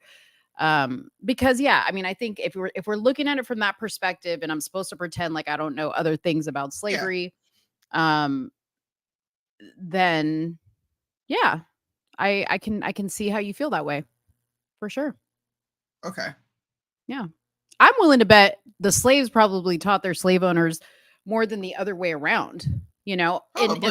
as far as, you know, skill goes. Now, like on an education level, right? Like a lot of slaves weren't educated, but back then a lot of people weren't educated. But Mhm. I'm sure that they learned a lot of knowledge from their slave owners, especially those that got to be in the house, right? They were probably Mhm. picking up on stuff as they went along. So I don't know. And Good like I news said, is look, all I'm doing I'm not using my own interpretation. All I'm doing is using what we know to be taught in school. Yeah, There is no other discussion. That's a smart thing to put in there because I wouldn't have thought about that. I wouldn't have either, because the first immediate thing I thought was like, wait a minute, who cares? Like, this is not racist. But then I have to put myself in a school setting where my kids are going to be learning. I would not want them to learn this. Like this would piss me off. This would piss me off if I know that they're well, they benefited from this. Like, what the fuck are you talking about? First of all, you're teaching my kids that they were treated as subpar. You're teaching them that they had shackles around their neck. They didn't speak English. This is what they're teaching the kids. Yeah. So on top of you teaching them that they were dumb as shit, right? And they were just somehow captured from this foreign land by these dangerous white men. Now you gave them some sort of civilized, like, are you serious? You taught them skills? No, I just can't. I can't. Well, I think this is a very cringe. Right. And you know what, though? I think no curriculum will ever be perfect. And that's why it's important for parents to teach what if this is your culture, if this whatever culture applies to you, teach your children in your own home, about your culture. And if you don't know, learn together. This is why as a parent, you're supposed to sit down with your kids and do homework with them so you can see what they're being taught. Mm-hmm. I mean, I agree. I wish more people would take, and I hope to see conservatives actually have this discussion, because it's an honest discussion. This is not a feelings-based discussion. It's like, okay, well, you're teaching this, and now you want to reinforce it with this. Like, Ron. Now, if we can't talk about how Hitler and the Nazis gave some benefit to us today with the microphone and all these things that Ye brought up when y'all labeled him anti-Semitic, then I'm gonna need you to get this the fuck up out of here, sir. Yeah. Florida, go ahead and do a what do you call it? Y'all need to go ahead and reevaluate this particular part of the curriculum, because that makes no rational sense. Like, no, dude. Like, no. every time y'all celebrate Mother's Day, y'all know that Hitler came up with that one, right? Wah, wah, wah. America benefited from the Nazis, right? We should be able to talk about it. I mean, America benefited from a lot of people. The Jews, the Native Americans, the Mexicans. I know Lady D's just waiting for me to say they stole everything. Everywhere you look, some black person was behind doing it. They invented it. Well, that's cool then. I'm glad that we were able to talk about this, because I was going crazy for a day, and then today I finally was just like, nah, I need to ask somebody, because I'm not tripping, bro. No, I'm not bugging. Tripping. That might be a good online debate, though, for one of your. I want to bring it online. I really do. Yeah. There you go. The NASA program comes from the Nazis. Yeah. NASA's fake. Yep. So was the moon landing. Oh man. It was the moon landing. So since we talking about black people, let's talk about can we please talk about this Bethany? What's her name? Not Bethany, Ebony. Why you call her Bethany? Because you know why I said Bethany? Because she's from the Housewives franchise. And I watched the Bethany stuff. I always watch her show. But y'all, you guys, okay. This Ebony K. Williams. I'm sorry. She is on my last nerve. Lady D, stick around because I need to know your opinion on this. Okay. Oh my God. I need to know your opinion on this, Lady D. I think she's a black woman. If I can see in her picture. Anyways, Ebony K. Williams made this statement: Black women promote single motherhood by choice. I want you guys to listen to this and tell us what you. Of course, my freaking dog's gonna be barking. Let me go on mute. Oh no, I can't go on mute. Hold on. I'm gonna play this and y'all listen. Are availing ourselves to all of the options that our hard work and circumstances currently afford us. And that means that single motherhood by choice is going to be an option that more and more Black women consider and even exercise. So anybody that's in their feelings about that, can go ahead and start to process right now. Because Black women that have the privilege to embark upon this expensive and oftentimes lengthy process will increasingly decide to forego marriages and partnerships that do not serve us and that are not in our best interests. And now that bypassing those insufficient relationships does not have to come at the expense of motherhood, well, frankly, it's a whole new world. A world in which Black women are no longer subject to the desperation of being chose, because now we get to do the choosing. And as we choose, we do have to contend with the reality of a dismally small supply of Black sperm. Because most Black women on this journey, we want to create children that look like us and that look like our families. And that means we want Black sperm. And as we heard from Reese Brooks, it's the definition of slim pickings. And sometimes that means compromising on this aspect of your journey. Now, I am extremely fortunate that I was able to secure 2 vials of Black sperm from California Cryobank when I embarked on this part of my journey last fall. My God. You know that I am an outlier. So I've got 2 concrete tips for single Black women who think this may be an option, either now or maybe later.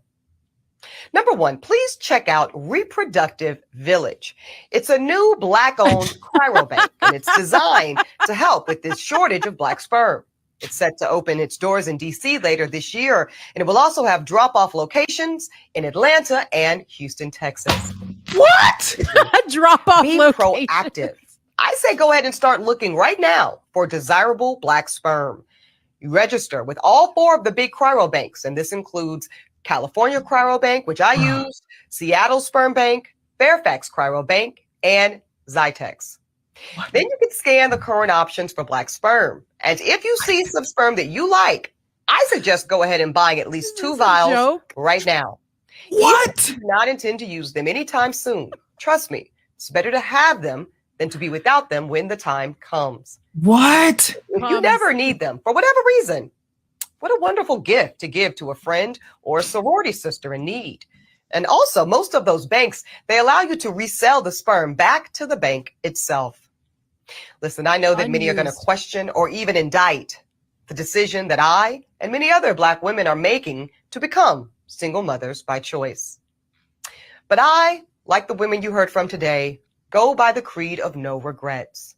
I have, and many Black women have, too much love, too many resources, and too rich of a community not to share these gifts with children of our own. Children that will one day, no doubt, enrich and contribute to the next generation of Black America. Lopez will eat this up. Look at this. Lady. I just want to read something to you guys. Okay? I want to read something. And I'm going to pull this up while I read it. Can y'all see that? Is it up there? Not yet, no. Okay, can you see this? All right. And the reason I pulled this up is because Black women are completely out of order. That woman is vile. She should never have children. I think they should go ahead and just sterilize her because you are mean, you're cantankerous, you believe you deserve a certain type of man, and if he doesn't, you know what? I'm not even going to get into that, okay? Yeah. This came from the Black president himself, Obama. Listen up, Lady D. We know that more than half of all Black children, all, live in a single parent households. And that number has doubled since we were children. We know the statistics that children who grow up without a father are 5 times more likely to live in poverty, commit crimes, 9 times more likely to drop out of school, and 20 times more likely to end up in prison. They are more likely to have behavioral problems or run away from home or to become teenage parents themselves. And the foundations of our community are weaker because of it. A Democrat president, Obama himself, speaks against single parent homes that are headed by women, specifically Black women. If you look at the prisons, we make up a crazy amount of number of those people in prisons. If you look at the violent offenses in this country, most, if not all those people come from single parent homes. If you look at the amount of homosexual, bisexual, pansexual, whatever other sexual, gender fluid shit that's out there, those kids are in single parent homes. Yeah. Why would Ebony then get on her platform and advocate for Black women to, number one, objectify Black men and say, I only want you for your sperm, but everything else you can keep, and I'm going to keep breeding a population of dysfunctional, inept men who don't know how to help themselves or their kids emotionally because they have no emotional discipline. So yes, let's just keep breeding weak ass men and then complaining about the weak ass men that we breed.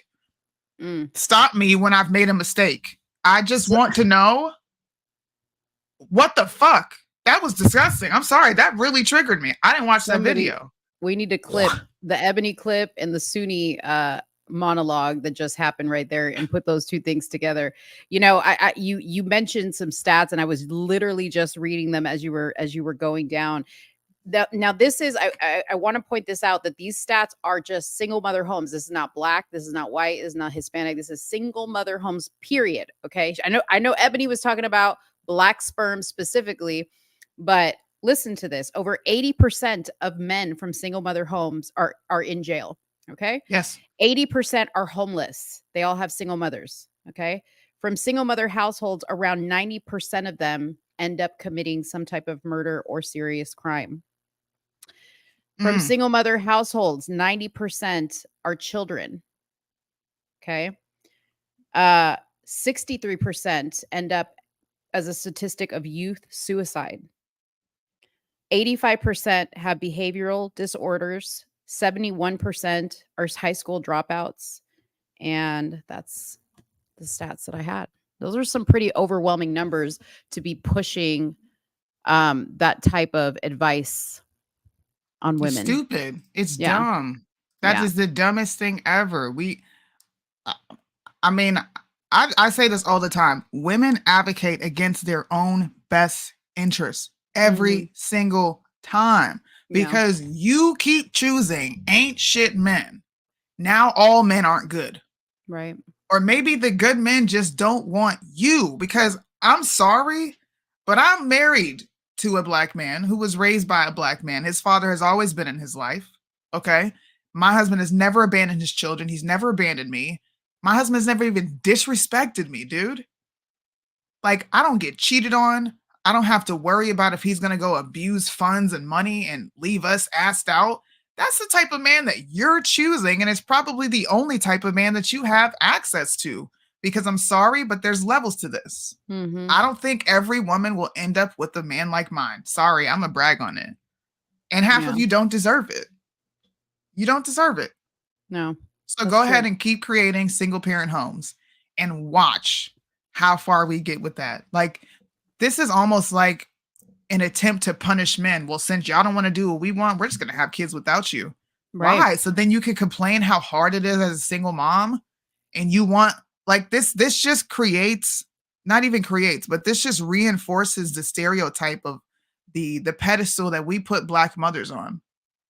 You are choosing to be a single mother, and you're going to want praise for making that choice because, well, men ain't shit. And it's slim pickings out here. Yeah. Wow. I thought you had seen that whole clip. No, I've never even, I don't like her. Anytime I see her, I do this.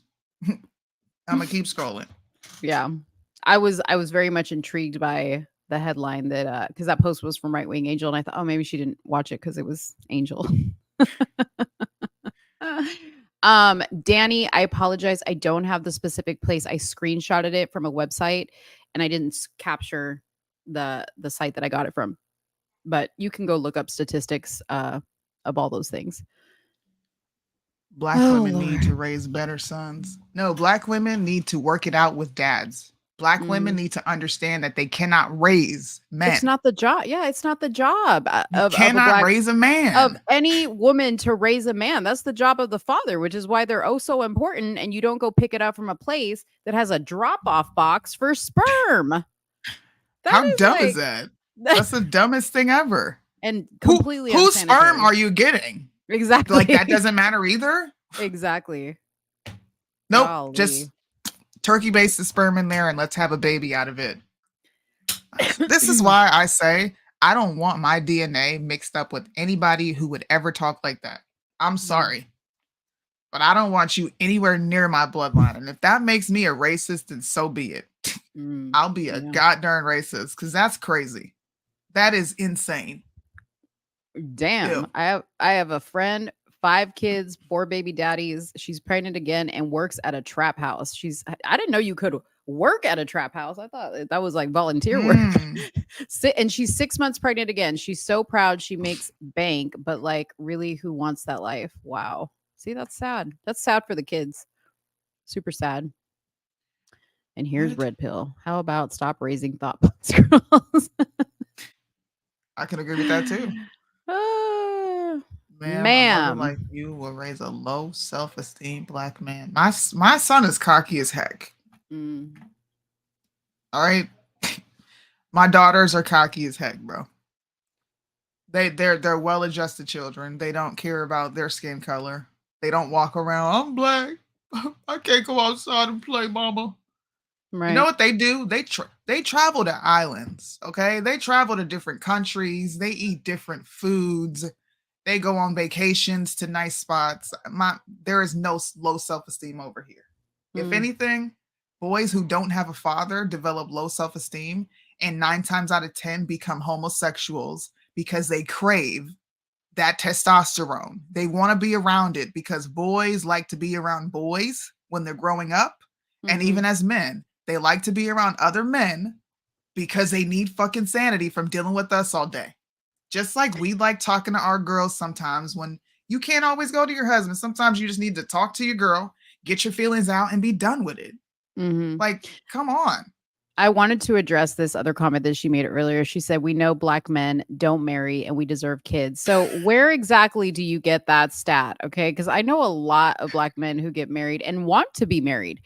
Is it that they're not marrying? By the way. Yeah. Yeah, exactly. Like I'm going to ask you the same question you asked Holly. What eyes are you looking at with the statistics, Lady D? Because that doesn't make any sense to me. Do we know black men don't marry? Is there a stat like black? I'm not going to speak on it. There's a website called Black Statistics. Okay. I'm going to go to it because I pull it up all the time. Black Statistics? Black Statistics. It's called blackdemographics.com. Statistics, if you ever want to go there, are racist. Sleep is racist.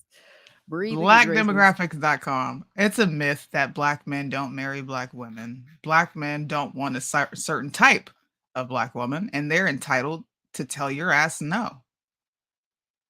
There's only one type of woman who is complaining about not being married. And in fact, she said this is a lie. You ready? Black men marry at a higher rate than black women. Would you look at that? And you know who they're marrying? Other black women.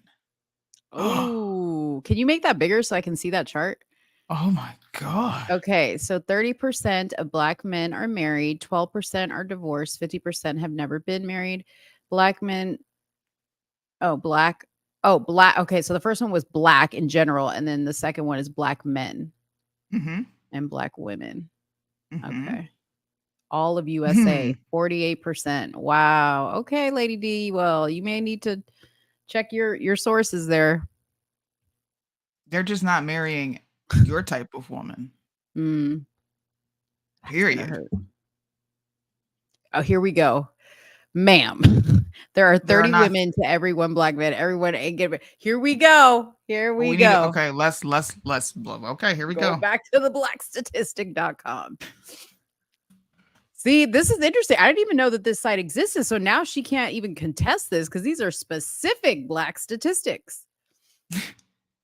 They got one for Puerto Ricans over there? Probably not.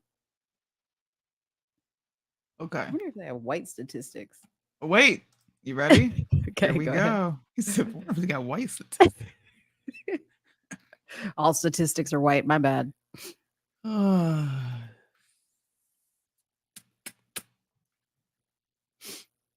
Hold on, I'm sorry, y'all. I need to pull this up. But this is from a Black website. Okay.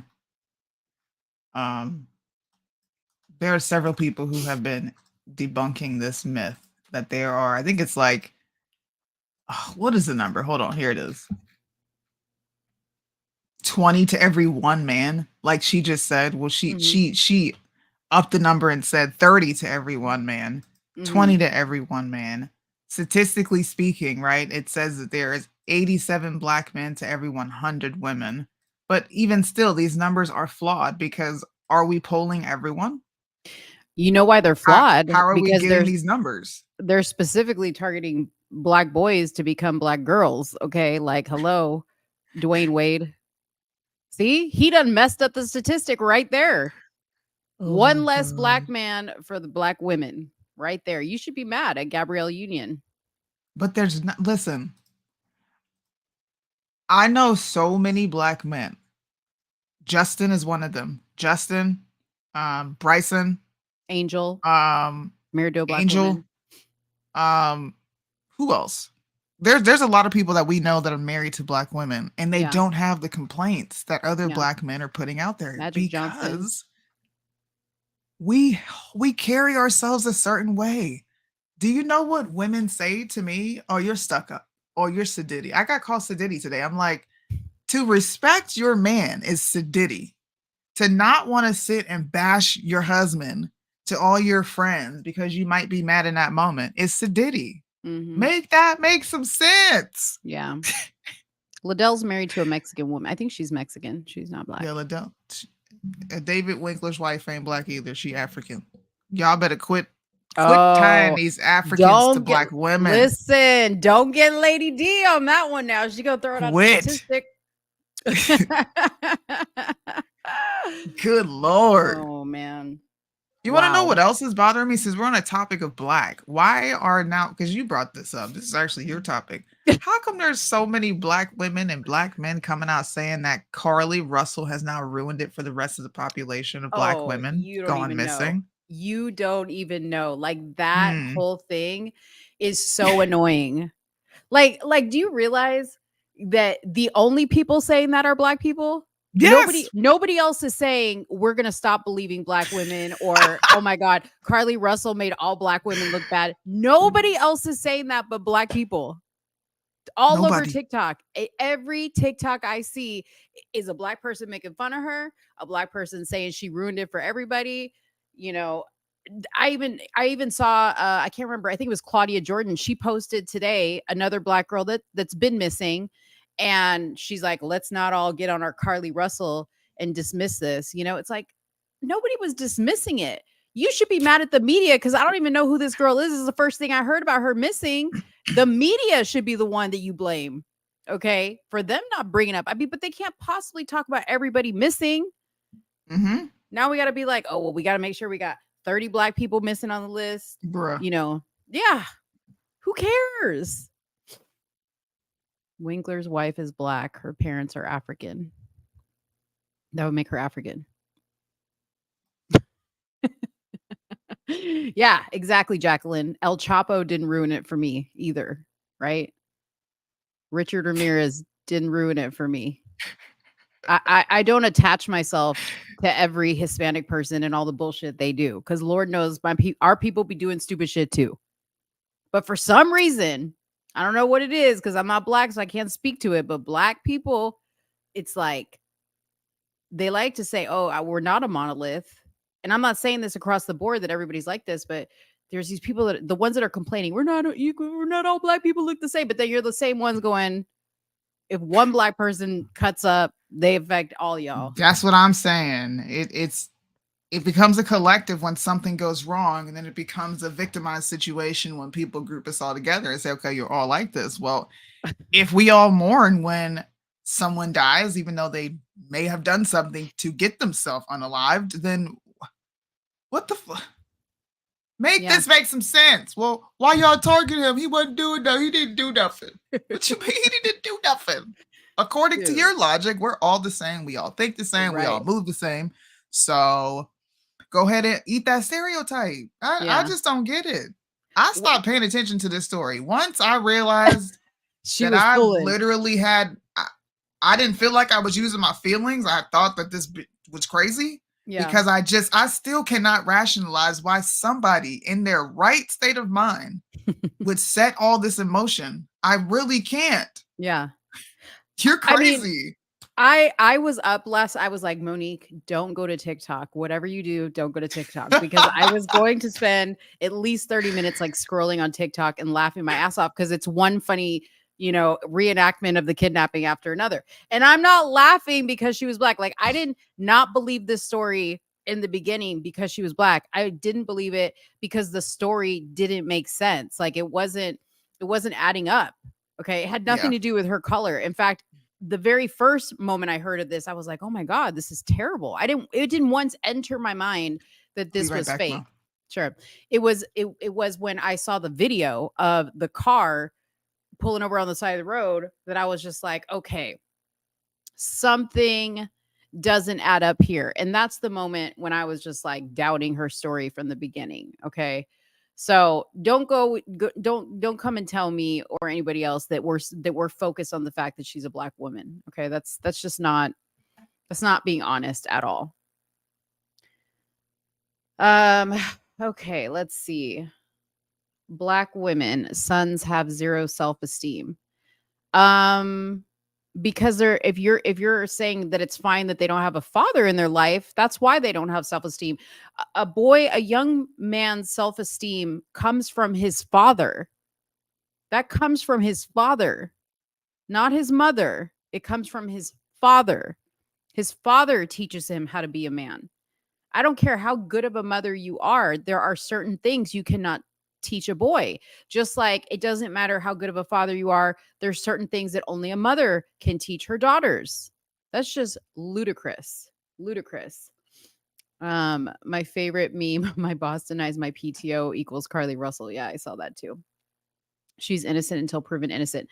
She's innocent until proven innocent. What does that mean? Lady D, I don't know if you saw the press conference, but baby girl stole toilet paper, a robe, $100 and something from the cash register at work. Okay. She went to Target to go get Cheez-Its and a granola bar, left everything in the car except for the Cheez-Its and the granola bar. Nobody saw no damn baby. Nobody's found the description of the kidnapper, found anybody that looks like that. There's zero evidence. Zero evidence. Okay. So she's innocent until proven innocent does not make sense to me. Okay. Come on. Like, you can't, I know you have to be a smart woman. I'm not going to disrespect you, but please, just because she's black and you're black, you don't have to defend her. It's okay for you to say she did wrong. You don't have to attach her color to it. Just bad character. Bad character. And P.S., when is she getting arrested? When is she going to jail? When is she going to pay a fine for all the resources that she wasted? All the time that she wasted? A black woman whose daughter disappeared for real was brought in to lead the search for her daughter. Don't you think she deserves a public apology? Because that's, I'm sure probably stemmed up tons of memories and anxiety for her around the disappearance of her own daughter. Yeah. That's terrible. I don't know what you're talking about, but I agree. I'm talking about this Carly Russell girl. When she first disappeared, I forget the name of the girl that Elena Blanchard, she had disappeared, and her mom actually reached out to Carly's mom and was like, I'll help you search for her. Like, I can give you some tips, everything we went through. So she was like all in with them, only to come to find out that this was a lie. That's terrible. Oh, wow. Is somebody else missing? I didn't know that. No. I think her name was Elena Blanchard. She disappeared a while ago. She was the one, I believe, that disappeared from her apartment. That she was like in her apartment and somebody just came and like took her. Wow. Yeah. And I think they ended up killing her. I don't know. I think they found her body in a trunk or something like that. What? Yeah. Oh, Anaya Blanchard. Anaya Blanchard. Yes. Okay. I think that's the story that's connected to her. Wow. Yeah, I do remember the story. Yeah. So her mom was actually helping Carly's mom in the search. How disrespectful. Disrespectful, right? How disrespectful.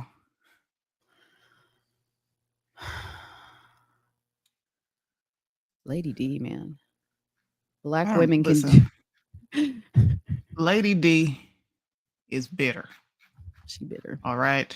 I am clearly happy. I'm not the one in the comment section complaining. So you have a good day, sir, ma'am, whatever you are. Yeah. This right here, listen, if you are a woman, you earned it. They can do no wrong. Oh my God. What's wrong with people, Bo? Yeah. Why? Holly, I told you, Holly, Soonie be giving out the repeal the 19th. You made it. You go down in the Hall of Fame. You didn't get one. God. I just want to know why I can be wrong. Thank you, Birdman. I wasn't going to say it, but you said it. You just said black women could do no wrong in your eyes, but you're calling me wrong. And you're telling me I'm going to raise a horrible son. So what? Huh?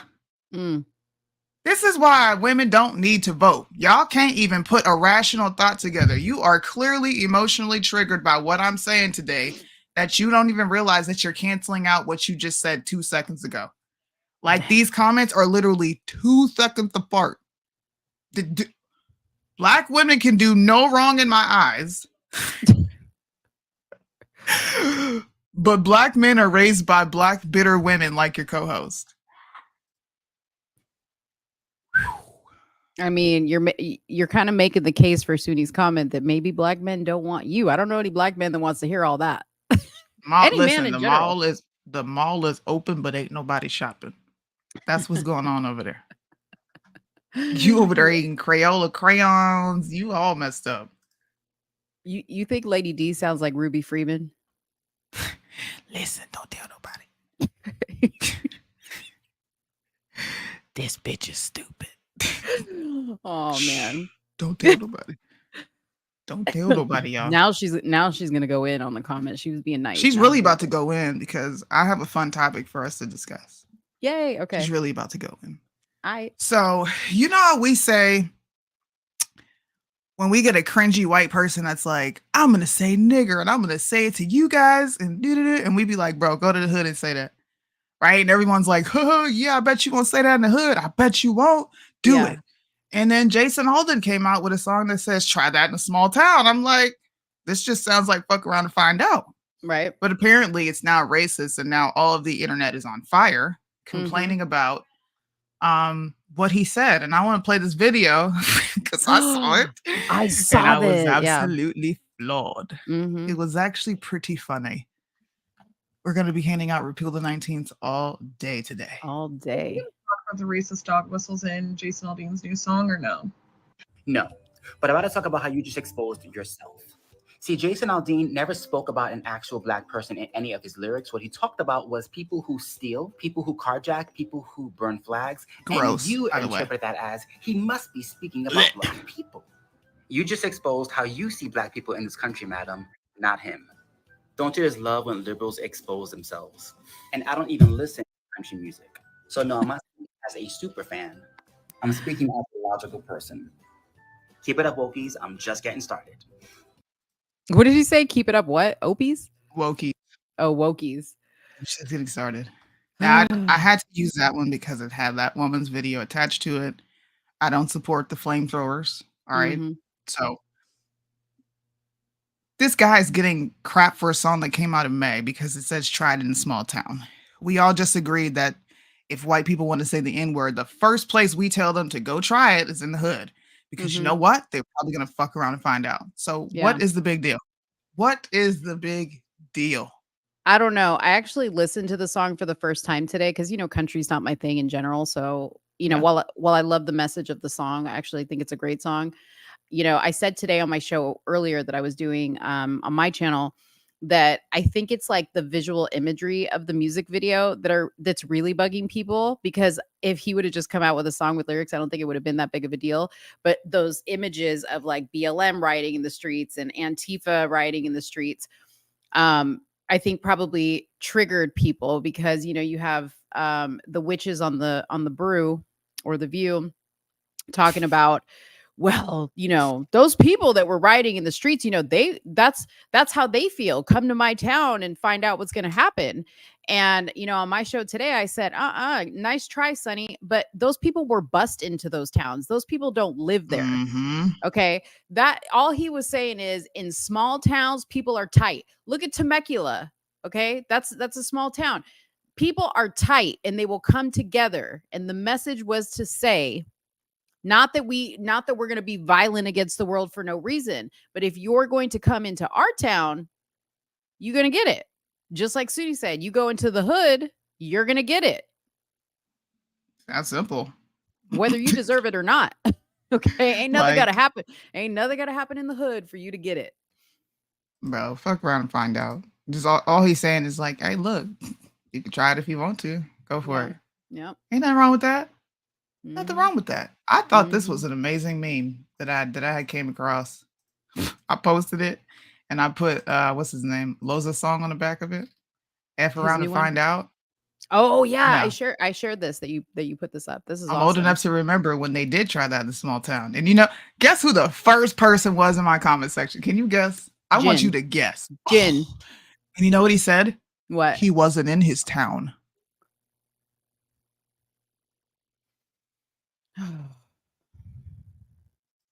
You know what someone else said as a follow-up? Neither were the 3 idiots he shot. Oh. And he said nothing. He said nothing. Black people are looking for a reason to be offended. Jin only comments when I say something that isn't a... Jen commented on the video that you showed that right-wing angel posted. I know why you posted this. Yeah. If she were white, you wouldn't be saying this, bro. Jen, I'm gonna do an after show on Instagram and trigger Jen on this subject. Oh, he'll show up. He will show up. We just gotta do better as Black folks, bro. Like, to get mad over this, to try to seek out a whole narrative based on nothing is just it's really gay to me. Yeah. I know we're not allowed to say that in a negative way, but that is like super gay, dude. Did you see the video that I posted of Bernie Mac back in the day? Yes, I did see that. You told me you were the one that told me to go look at it. Can I play it? Yeah, I just want to know why this is not offensive. Like, why are we went all the way back to May. Yeah. Why we didn't go all the way back to the 90s to show what Black people were saying about other Black folks like this, and everybody died at this scene because it was freaking funny. It was funny. Yeah. I wish I could go back to those days. We didn't even do nothing. Well, you think you tough? You look so tough now, little nigga. Hate you black bastards. You stink. I hate your black skin. I hate your black. I hate black pepper. Black pepper. Yeah. I hate my gums because they black. I hate my gums because they black. I hate Whoopi Goldberg's lips. I hate the back of Forrest Whitaker's neck. That's the funniest part. I hate that black ass Wesley Snipes. Are we gonna go back and cancel Bernie? He's dead. Is that what we gonna do? Apparently, look, they can try to take Michael Jackson to court for some shit that he can't even go to jail for. That's true. We could take Bernie. So we could cancel Bernie, right? Dig him up. Dig him up. Dig him up. We're just looking for reasons to be offended, man. Just looking for reasons. You know what? I mean, aside from, you said Black people need to do better. People in general need to do better. Like recently with all the stuff that's been going on, I get more and more annoyed with humans as I go along. Yes. We forget what's really important sometimes, and we get so tied up in this bullshit that it gets sometimes I have some space for it because there's nothing better to do but to get tied up in some bullshit. But right now, y'all, like right now is not the time. Okay, it's not the time for all this milk and cookies. Boycott Bernie. You should start the cancel Bernie Mac hashtag. I should, shouldn't I? Because I'm sure why? Because you're gonna get a ton of comments from people like, he dead. What? Why you trying to cancel Bernie, bro? Leave Bernie alone. Like, y'all, you over there trying to be like Candace Owens. You just want to mess with everything black people got going on. I'm like, but he said y'all stink. You know what they're gonna say? Man, that's from a movie scene. Bernie Mac didn't really say that. Okay, then why are we trying to cancel Tropic Thunder? Like, make your arguments make sense, man. God damn. That movie was hilarious. I'm so sick of dumb people. I miss the days where we could make fun of each other's race and the shit that we do. You know what I mean? Like, I miss those days where you could just do it openly and it'd be okay. Have fun. Right. Here we go. Can I ask you a random question? Can I ask you a really random question? Sure. How often do you think how often do you think you should shower? I shower twice a day, every day. Twice a day? Yeah, because yeah, well, I take a bath. You know me, I take a bath, but I do one in the morning and then I do one at night. Did you know that dermatologists say that you should only shower 2 times a week? 2 times? There's no way. Yeah. You should only shower 2 times a week. But what if what's constituted as showering? Like soap and soap, or you can get in the water and like rinse off? Right here. There's an accurate depiction of it right there. This lady's in the shower. She got soap on her. That's gross. Like, what if you work out? What if you have a physical job? What's the reasoning that you can only shower 2 to 3 times a day? Or 2 to 3 times Well, it's a dermatologist, so I'm assuming it's to it could potentially dry out your skin. You could be sucking the moisture out of it, stripping. Water is hard on your skin depending on where you live. Those would all be, to me, rational thoughts as to why you should only shower 1 to 2 times a week. Now, I don't agree with this, but dermatologists say that you should only be showering 1 to 3 times a week. I'm trying to see. That's so Birdman weird. said, just do bits and pits. Okay. I know sometimes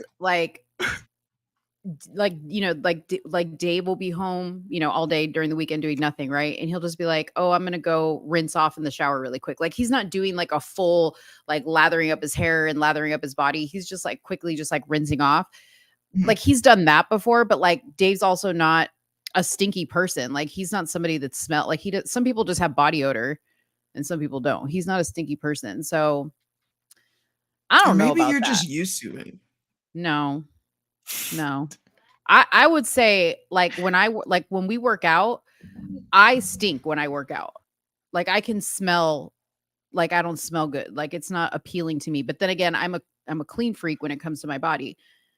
Dave doesn't smell at all. And he can go run like 5 miles, 8 miles. He comes back and he's sweaty, but his sweat doesn't stink. It's weird. Did you say okay, what? I'm sorry, go ahead. What if you have like rolls and like stank pussy? I mean, clearly that's not for those people. They need to frequently shower, probably multiple times a day. Not a day, multiple times in a day. But I'm assuming that this is definitely discriminating to people who take care of their bodies. Discriminating to the people who take like it's like a horror, like horrifying, right? This only applies to people who actually take care of themselves. Dude, you want to hear something really nasty? Now that we're on the hygiene tip, so this isn't a new article, but it's starting to trend on Twitter. I mean, not on Twitter, on TikTok, and it's called vabbing. Have you guys heard of vabbing? VABBING? The fuck is that? Okay, so I didn't know either until I saw it on TikTok. So it is the practice that influencers have been, I don't know who these influencers are, but they're saying it promotes the use of vaginal fluid as perfume. Now listen here, okay? This is a trend and this started on TikTok by creators claiming that vabbing could make a woman more attractive to potential partners, obviously because of What? the pheromones. Yeah. Wait a minute. What is vabbing? Using your vaginal fluid as perfume. Now imagine if you're only showering 2 to 3 times a week. So here we go. What are the benefits of vabbing? As a lifestyle treatment, vabbing has proved popular based on the perceived effect it might have on others. So she said, she wrote in the comments, apologies with tears, but it does work. Okay, hold on. Her video, which quickly ranked in more than 1 million views, opened up a conversation on vabbing among her followers. While some were appalled by the idea of dabbing their bodily fluids on their skin, others swore by the treatment, insisting they would apply discharge. They would apply discharge before dates, going to the club, and even job interviews. But hell, no, I don't get that. No, you don't. This is not for you. It's for the Okay. person you're talking about. But health experts claim that vabbing aids a person's appeal are misleading and should not be presented as scientifically founded. Bruh. So, yeah. That's kind of gross. So you're supposed to like, yeah, you know. So it's trending on TikTok to be doing this. So first, you spray period on your plants. Now you can spray your coochie pheromones on yourself, and it's gonna make you smell good. First, can we be honest? Ooh. A vagina already has a natural musk to it because it's always enclosed in a dark area. That's just what it is. Now you want people to put that on their skin after they are sweating, having a crazy, as if that's not going to start smelling once you mix it with sweat and maybe because you know y'all love washing your hands due to being scared of COVID. The hand sanitizer smell. I just, you know what? Do it. I want women to start spraying their own odors on themselves so that they can see how dumb as F this whole recommendation is. And I really hope men are super savage with being like, bro, you stink. Get the crap away from me. Please. Just go ahead and do it. If anybody wants to volunteer tonight, okay, and report back to us by the next show, okay, if you're married, ladies, if you're married and you want to volunteer for this, I'm posing a scientific study to you, okay, if you're married. Vab, okay, before you go to bed, take a little dab of the vab and you know, just like right here, Bro, here, that is disgusting. right here, and let me know what your husbands think of that. That okay? is fucking disgusting. But here's a warning. If you have hepatitis B or think you might have hepatitis B, it can live on surfaces for a long period of time. So if you vab on your body, that hepatitis B is just living on the surface. Disgusting. Oh my God. Oh, somebody said, I'm sorry, but I'm good. No thanks. No thanks. My husband is deep sea fishing. Is that a funny? Are you making a funny or serious?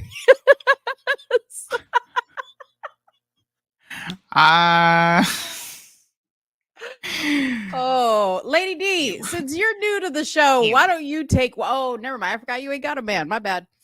Ooh. She said it has an aroma, not a smell. That is a smell.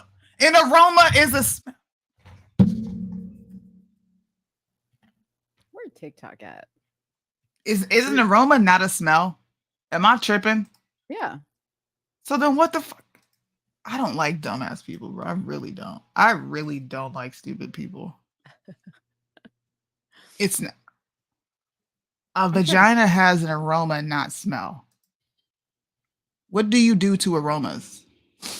Oh my God, hold on. Oh. Sorry if you heard that. Bruh.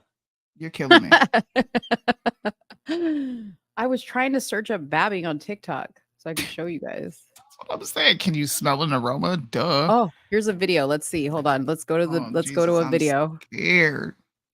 This is You need serious, to y'all. stay off TikTok because you'd be finding some I wild really, stuff. I really do. Okay, this one says another reason why I don't go to gyms, just babbing at work. Oh wait. You better not. I'm just fucking with you. That's disgusting. Oh, okay, hold on. Justin, you. She's not doing it. Let's see this one. My husband's reaction to vabbing.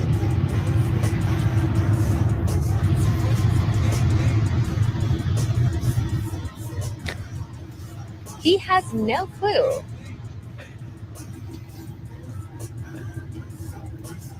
What? He said, "What the fuck?" What'd you think? I told him to look it up on TikTok. My husband. That's gross. She's nasty for doing it. Ew, she put it on her neck. Why would you do that? Ew, bro. Why are we so desperate? Like, why? What? This. Here's my question. Why are people so anxious to hop on social media trends to go viral? Like, what woman? Why would you even do that? Why? I don't know. I don't get it. Like, why, bro? Just why? You could have done anything. I'm just curious how this came up in my feed. You know what I mean? Like, obviously TikTok thought this would be a good, like, something to promote to me. I don't know. Now we're gonna have a bunch of women rubbing their odors on themselves. Look, As like I said, I hope women do it in mass numbers, and I really hope to God that men are so savage with their responses that they never attempt to do something like this again. Yeah, it's gross. It is really gross. I'm sorry, but I don't care how clean you are. That's just not. That's No, just you don't do that. no. And there's some women that like they're not clean down there, and when they walk by you, you can smell it. I can't imagine if they like took it out and put it on the outside. Okay, if you Oh can my smell it from the God. inside, yeah. Oh my! The Tide Pod Challenge needs to come back for these people. I agree. Facts. Natural selection needs to, Take place.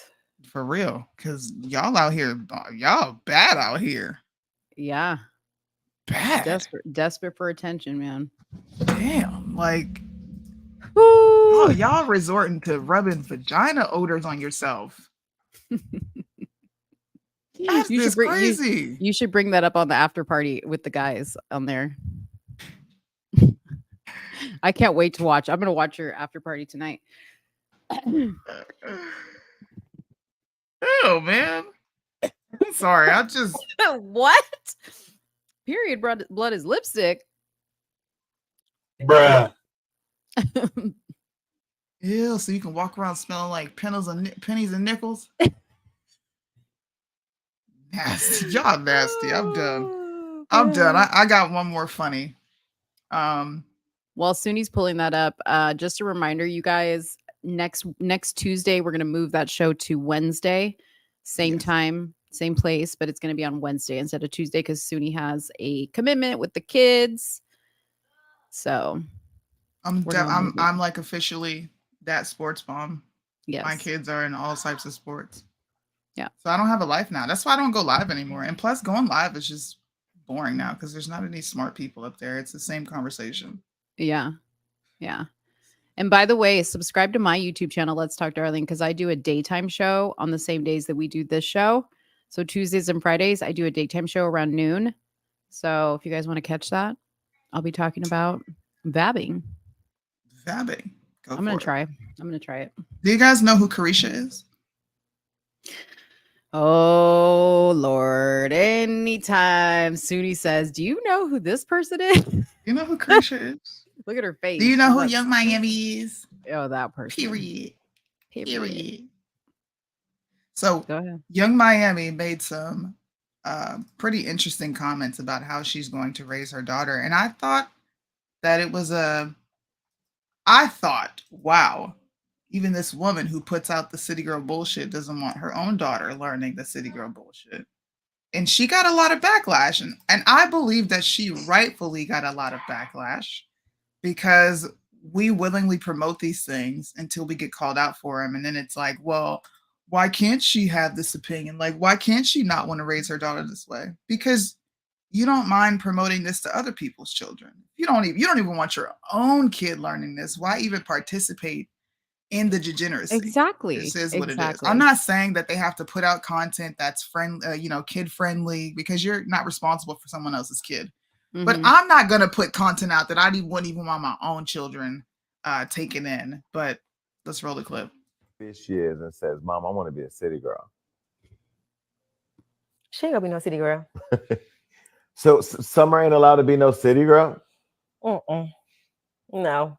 I want her raised totally different. Like, you know, I don't even want her to even see the light of day like that. Like, I really want her to just be like, you know, like level-headed, a schoolgirl, and just on a whole nother wave. Like, you know, good luck with that.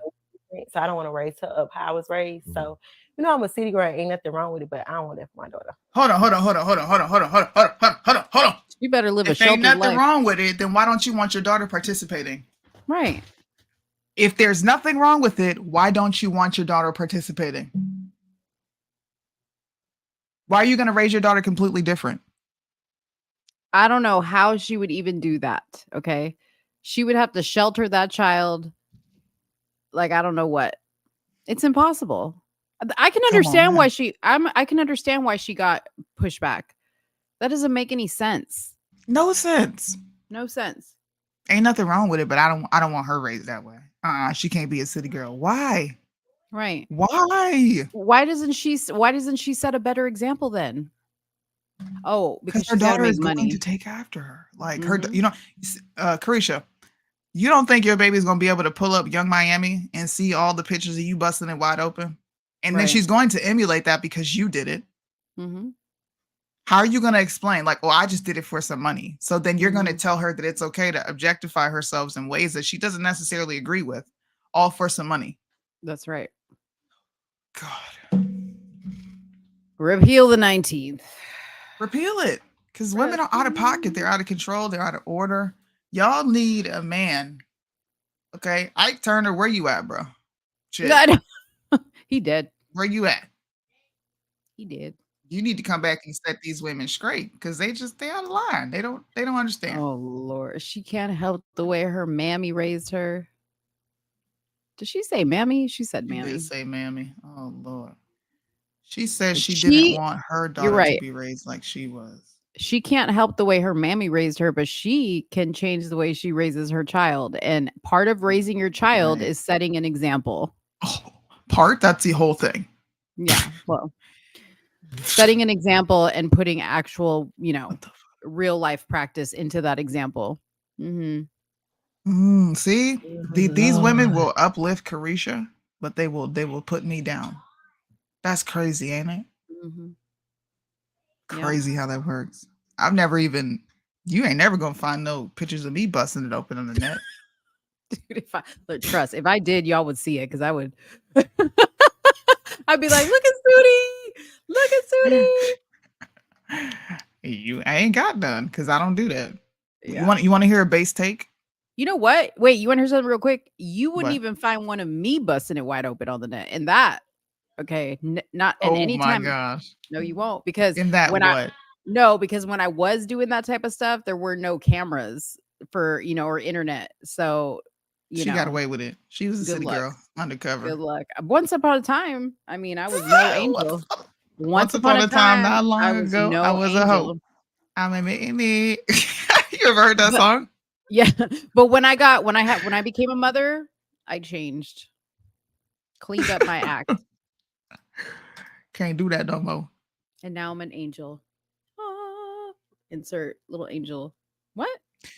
Did you see that Planned Parenthood? I think we talked about this Tuesday. Planned Parenthood says that virginity is a social construct, right? Yeah. So I finally came up with an argument to combat what they're saying, because they're going to the extreme. So I went to the extreme. Okay. Grape is a social construct because we can't define virginity or sex. Wait, what? Grape? Grape, yes, is a social construct. We can't say the word on here. Grape. Oh. What are we saying? Oh, what are we saying? I'm confused. Grape. Jesus Christ. Can somebody put Fucking it in boomer. the chat? Fucking boomer, dude. Can No, they somebody can't put it in the chat. They're gonna get flagged. Okay, can you use it in a Essay. sentence? Do you know what essay is? Can you use it in a sentence? To forcefully insert yourself into a vagina. Oh, Great. okay. Gotcha. Okay. I'm on you now. It's a social construct because sex and virginity cannot be defined. Neither can consent True. by this logic. Very true.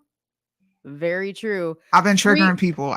I'm gonna Bill go Cosby. on Omegle, by the way. Listen. That's since Mo wanted me to have my own segment. That is my segment. I'm gonna start filming my Omegle interactions, and then we'll run them and we can talk about them. But I'm gonna take this graphic to Omegle and debate people on grape being a social construct. It's not real. Yeah. I can hear the bars on R. Kelly's cell opening up right now. Free Kel so he can make another CD. Thank you very much. Thank you very much. Honestly, I would like to petition for him to get some type of studio time while he's in the pen, because I need another R. Kelly record. Okay, the man can make a good ass record. Oh my goodness.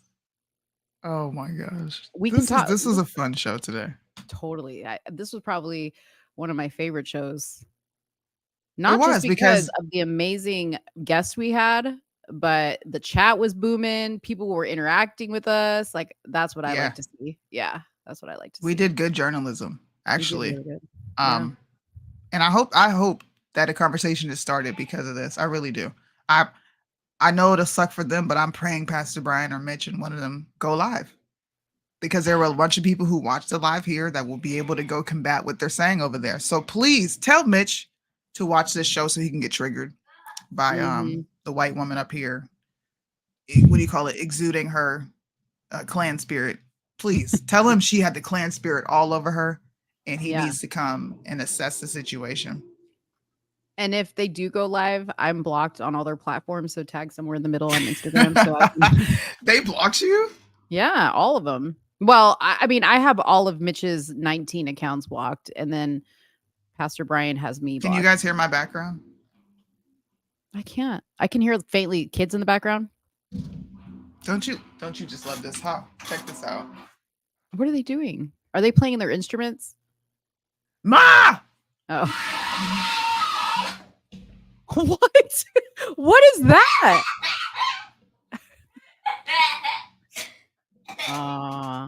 Lady D. Summertime. That's the sound of happy children who have a father. Exactly. They're playing Roblox at an obscene volume, and they don't care that mommy's doing the show because they're just in their glory having fun. And you know what? I'm not even gonna yell at them. I don't hit my kids. I'm gonna just be like, bro, that's not cool. Like, I'm doing the show. Don't do that. I'm doing a poll, by the way, on my Instagram on who spanks their kids and who doesn't. Oh God, were you triggered by that post? Because you wrote a whole paragraph.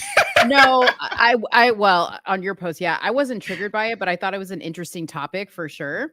Yeah, because we should discuss it. Yeah, so these are the questions I have. So I have, do you agree with spanking kids as a punishment? Right now, we're at 84% that do. Mm-hmm. The next one is, do you give your kids an allowance for chores? 68% say, no, my kids work for free. Wow. Who's the Shitty tougher? parents. Listen to this. Okay. Who's the tougher parent? Mom, dad, or both? 51% said mom. Yeah, because moms are out of control. Yeah. What age do you cut the purse strings? The choices were, well, as soon as they turn 18, that got 17%. When they move out, that got 42%. And never, I will always help my kids out, got 41%. And that's why we have children who are reliant at 40. Mm-hmm. I don't look. Here's my take on this. We can do a little preview because we disagree on this. I don't put hands on my kids. Yeah. The one time I had to do it, it really killed me. And I even called Mo, like, and you know what I did? I did this, bro. All I did was smacked his hand. It wasn't like I was in there wailing on him, but I was so emotional. Like, I could have just talked to him. Like, yeah, why did I do that? Yeah, because I don't. It's not, to me. It's not a viable option. He's 11. Okay, I am a woman. What am I teaching him by saying, well, you mess up and I get to put my hands on you, and you're an 11-year-old. You can rationally think through what you're doing. I need to be teaching you critically thinking, like how you critically think through things, how to make the right decision. And me just whooping you teaches you what? Yeah. Teaches you what? To be afraid of me? That's why I said just whooping isn't, I mean, that's not what I do. And I am a parent who spanked my kids when they were young. My kids are now adults, but I always, I didn't always spank them for every little thing that they did, but like if I had to tell you again and it was a big enough offense, yeah, you were getting spanked. And I would always follow it up with, here's what you did wrong. Like, do you know why I had to do this? Do you understand? So there was always a conversation. And I think that does need to happen. And I definitely don't agree with like leaving your kids bruised and, whatever, leaving marks on them. But yeah, I mean, I used to pop my kids enough to scare the life out of them. Heck yeah. I don't know. I think every kid is different. I stopped hitting. I didn't even really hit my kids because I never spanked them.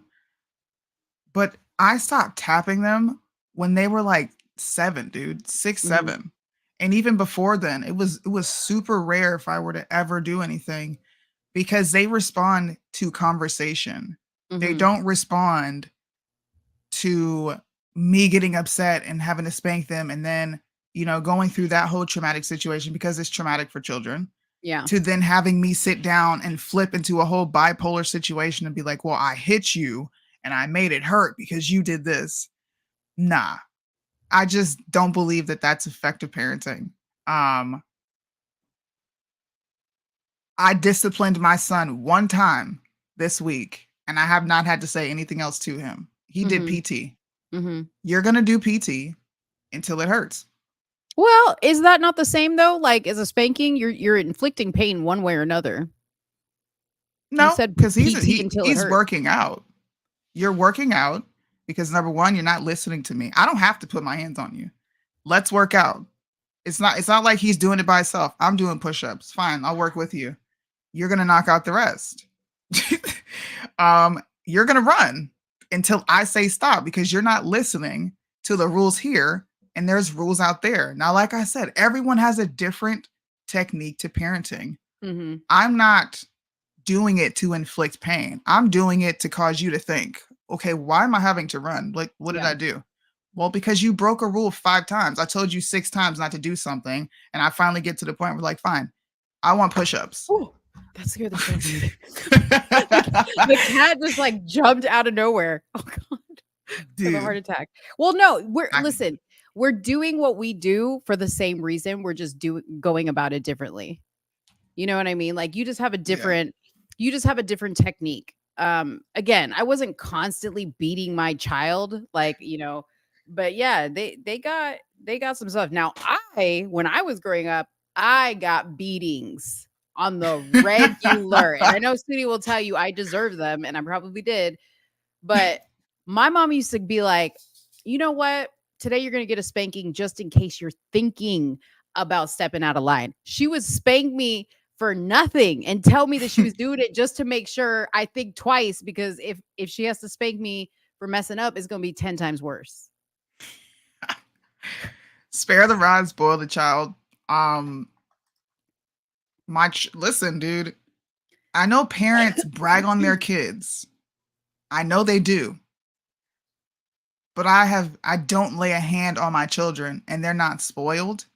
They're very respectful. My kids have never gotten out of line with me. Like never. The most they do is try to sneak and get something that they want. But they have a great amount of respect for their father. Most of all, they do not like disappointing him. They can't stand that. And they have a respect for me. Once I get to a certain point where they can see, all right, like, I did mess up here.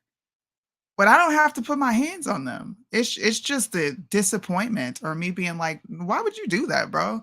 And you know what happens? The tears start rolling. I don't gotta hit you. I'm gonna just ask you, why would you do that? Like, why? What made you want to do that? And they tell you the truth because my kids would look me dead in the eye, okay, and lie. I don't know. I didn't do it. What do you mean you didn't do it? I saw you there. I don't know. Dude, My kids are honest as shit, dude. That's what I'm saying. Like, dude, my kids were imbeciles. Okay, they deserved everything they got. They are I mean, honest. it's sweet. It's every kid is different. Like this, I think it was Holly said her middle daughter always got PT because spankings did nothing for her. I believe that. Yeah. Like it was the same thing. Like my daughter required a different type of discipline than my son. Yeah. Same thing with conversation. I have a conversation with them. It's different. Mhm. You got to handle your kids by That's true. according to what they respond to. That's true. Yeah. Yeah. I definitely don't talk to them all the same. Yeah. I think I'm harder on my son than the girls because he's got way course. more expected of him. Way Yeah. more. And he's getting to the age where he's having some responsibilities, we're allowing him to have a little more freedom. So Proverbs 13:24. Listen, spare the rod is not, that doesn't mean that you have to hit your kids. That can just mean a form of discipline. Like the rod in my house is my mouth. You're either going to listen or we're going to have problems. And that's it. I don't need a belt. I don't need a hand. I don't need nothing. Guess what? Your fun Friday is gone. Guess what my house looked like? The day Tidy Friday started, Mo knows every Friday it's Tidy Friday in this house. I said this one time and one time only. If your chores aren't done, ain't no fun Friday. Guess how quick my house was clean? Mm-hmm. I didn't have to go in and be like, sweep this, pick this up. You didn't grab this over here. Everything was done because they didn't want to lose Fun Friday. That is something that they cherish. They get to go have sleepovers. They get to go to the pool and they're like, man, I ain't about to be sitting and doing nothing in this house. I ain't have to say nothing else, bro. I was so shocked. I was Fun super Fridays. shocked. Fun Friday, Dude, it's gone. Soonie low key is like a white mom in a black woman's body because I don't know nothing about no Fun Fridays or Tidy Tuesdays. Like what kind of after school special? Stop it. Every day of the All week my is the friends same. say this about me, dude. They're really like, are, bro, you though. are a white mom until I get serious. And then they're like, oh, damn, never mind. When I really snap, are, though. they know. It's Yeah. when I snap, it's a wrap because my voice Mhm. changes. I know my face is completely different, and they're just like, okay. Like Or, this yes, is how mom. this is how you know Soonie's a white mom. Like her kids will be like, "How many pancakes can I eat?" And Soonie's like, "1." Like my kids, they just eat and eat. Nobody's asking me. Or like her kids are all respectful. They're like, "Can I have a snack or can I have some of this?" And Soonie be like, "No," and they just go away. They just, like I'm just like, dang, dude, she really does run a tight ship over there. You know what Erica told me? She was What? like, living with you is probably like living with the TI, right? Yeah. Because I have long conversations with my kids. I explain things. They can ask me why. I don't shy away from that. There is a time and a point where I'm like, no. And that's where she's like, bro, I don't know who I'm gonna get. Because I could ask you why, and you might be like, well, this because of this. And other times you might be like, because I said so. Like, that's it. I don't owe you explanation. Erica said that to you. Like she said, Yeah. I don't know what I'm gonna get. Girl, I feel you. Okay. Sometimes, okay, Soonie, let me tell you about yourself. Sometimes Soonie will say something. I'll be like, well, what do you mean by that? And Soonie will be like, well, I don't know. Like we'll start to have this really great conversation. And then when Soonie is not having it today, because you'll ask her a question and she'll be like, cuz bro. or she won't answer your question and then you'll hear her yelling at the kids and then you're like, oh, I see what's going on, because you'll be like, Soonie, what do you think about this? And instead of getting an answer, she's like, what did I tell you? Get your she's like yelling. You're like, dang, today ain't the day. For real. Mhm. And it's rare if I get like that. I have to say something like 10 times for me to get to the point where I'm like, you're not listening. Like, if I got to tell you to put lotion on again, bro, we got beef. That's what I say to my kids. You must have And beef you know every what? day because you got to tell those kids every day. It ain't never no beef. I just say it as a threat. And then they go put on lotion. I'm just going to threaten to take Fun Friday away. Like, if y'all don't put on lotion, you're not having a Fun Friday. Clearly that worked. It worked yesterday at least. We'll see if it continues to work. Fun Friday. I think this would be a fun discussion. I want to see how other moms discipline I don't necessarily believe that mothers should be the discipline because we don't do it effectively. We get frustrated with our children, and in my opinion, take this very domineering position to like beat you into submission to listen. And I don't think that that's a correct way of doing it. We're nurturing for a reason. That doesn't mean we're walkovers because I'm not a pushover. My kids respect me, but I'm the first person they come to when something's hurting, when they need to talk. Like my daughters, when they're just being emotional, sometimes my youngest will be like, I just need a hug, you know, and I'll give her a hug. Like, what's wrong? We have those conversations. I wish. But dad is the law. Like when daddy comes home, that's it. You don't hear too much out of them unless they are he's my husband's strict, just put it that way. You've heard my husband. When he says something, that's it. Don't question it. If he allows you a question, fine, you can ask it.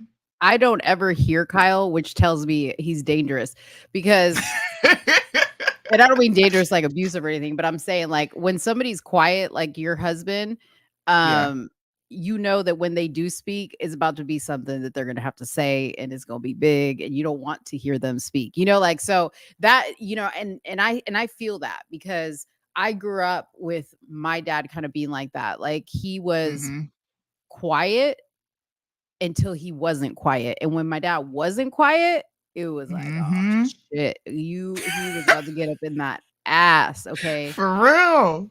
Like he's like my dad. Yeah. Psychological, dude. Bro. My dad used to come. I remember vividly one time, I was like laughing because my grandmother was staying in my room and we were like giggling and she was like, be quiet. And I could hear my parents. They were like, Monique, you better be quiet. Like from the other room. Cause I was like being silly. Dude, I'll never forget seeing my dad come into my doorway so quick in his tighty whities and a belt in his hand. He was wearing his white, you know, tighty whitey underwear and he had a belt and he was like, pow, pow. And dude, he started hitting me on top of the blanket. Okay. Turned out I had got my grandmother to switch beds with me. So he was actually hitting on my grandmother. And then I got it even more. Okay. He beat me. Cause I was like, Abuelita, can we move? Like, can we switch beds? I want to sleep up there. And she was like, all right, if you're going to go to sleep, I'll move. I'll switch beds. So my dad thought I was, you know, oh my gosh. Yeah. That's hilarious, dude. Yeah. Nah, dads are the law, in my opinion. You know, like we're the soft ones. I like that my kids come and talk to me. I do. Yeah. I like that they're not afraid. They feel comfortable. It's an open door policy. They feel so comfortable that they will literally open this door and be like, Mom, I'm hungry. Can I have this? And I'll be literally in the middle of this, bro. Yeah. For real? They do it all the time. Mom, can we go swimming? Can I play the game? Yeah. Can we go to the park? In the middle of a show, bro. They don't care. Yeah. So many questions. So many questions. Care. And then when they're done asking you questions, they're like, can we talk to Mo? And then they ask me 1,000 questions. What are you doing? What are you cooking? Where are you going today? Like, you're making that? Ew. That's not good for you. Why are you eating that? Yeah, then they shame me. And I literally feel bad. Like, dude, like I feel like I gotta be like on my P's and Q's when I talk to Soonie's kids because they're like, if I say something and they're just like quiet, I feel so dumb. They're savages, bro. They'd be like, and I'm like, what do you want me to say to that? Listen, that face you just made while you did that, that's exactly what I'm picturing in my head is that. You're like, okay. Mm-hmm. Or they'll be, or one of the girls will like hand the phone to, you know, one of the other siblings, like you talk to her, like they're done with me, like they just like they have no phone etiquette. No. If anybody does not have phone etiquette, it's my children. Yeah. Well, they'll be talking to you and they put the phone down and go do something else, and you're like, "Hello." Where they learn? They do that to Nana all the time. Where they learn that from? I don't do that. Who has bad phone etiquette? Dude, my son today was coming in the kitchen while I was on the phone with Soonie, and Soonie's like, hey, you know, tell him. And I said, what's up? Like she does all the time. And he's like, why is she saying what's up? And I'm like, because she's just saying what's up. Well, why? Is there a reason? I was like, see, this is the difference between cute little kids and a 18-year-old. Because I say hi, nigga, what's up? You should have. I should have put him on speaker. You should have said that. He would have laughed. We questioned me, fool. Say hi back. Yeah. Yeah. I gotta do that to him one day. He's gonna be like, wait a minute.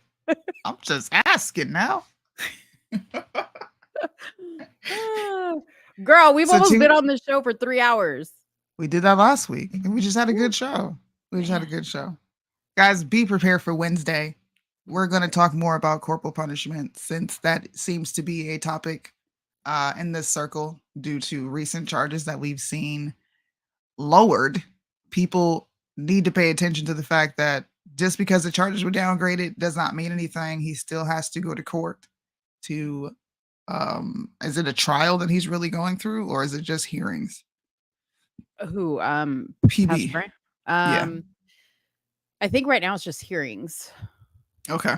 Yeah.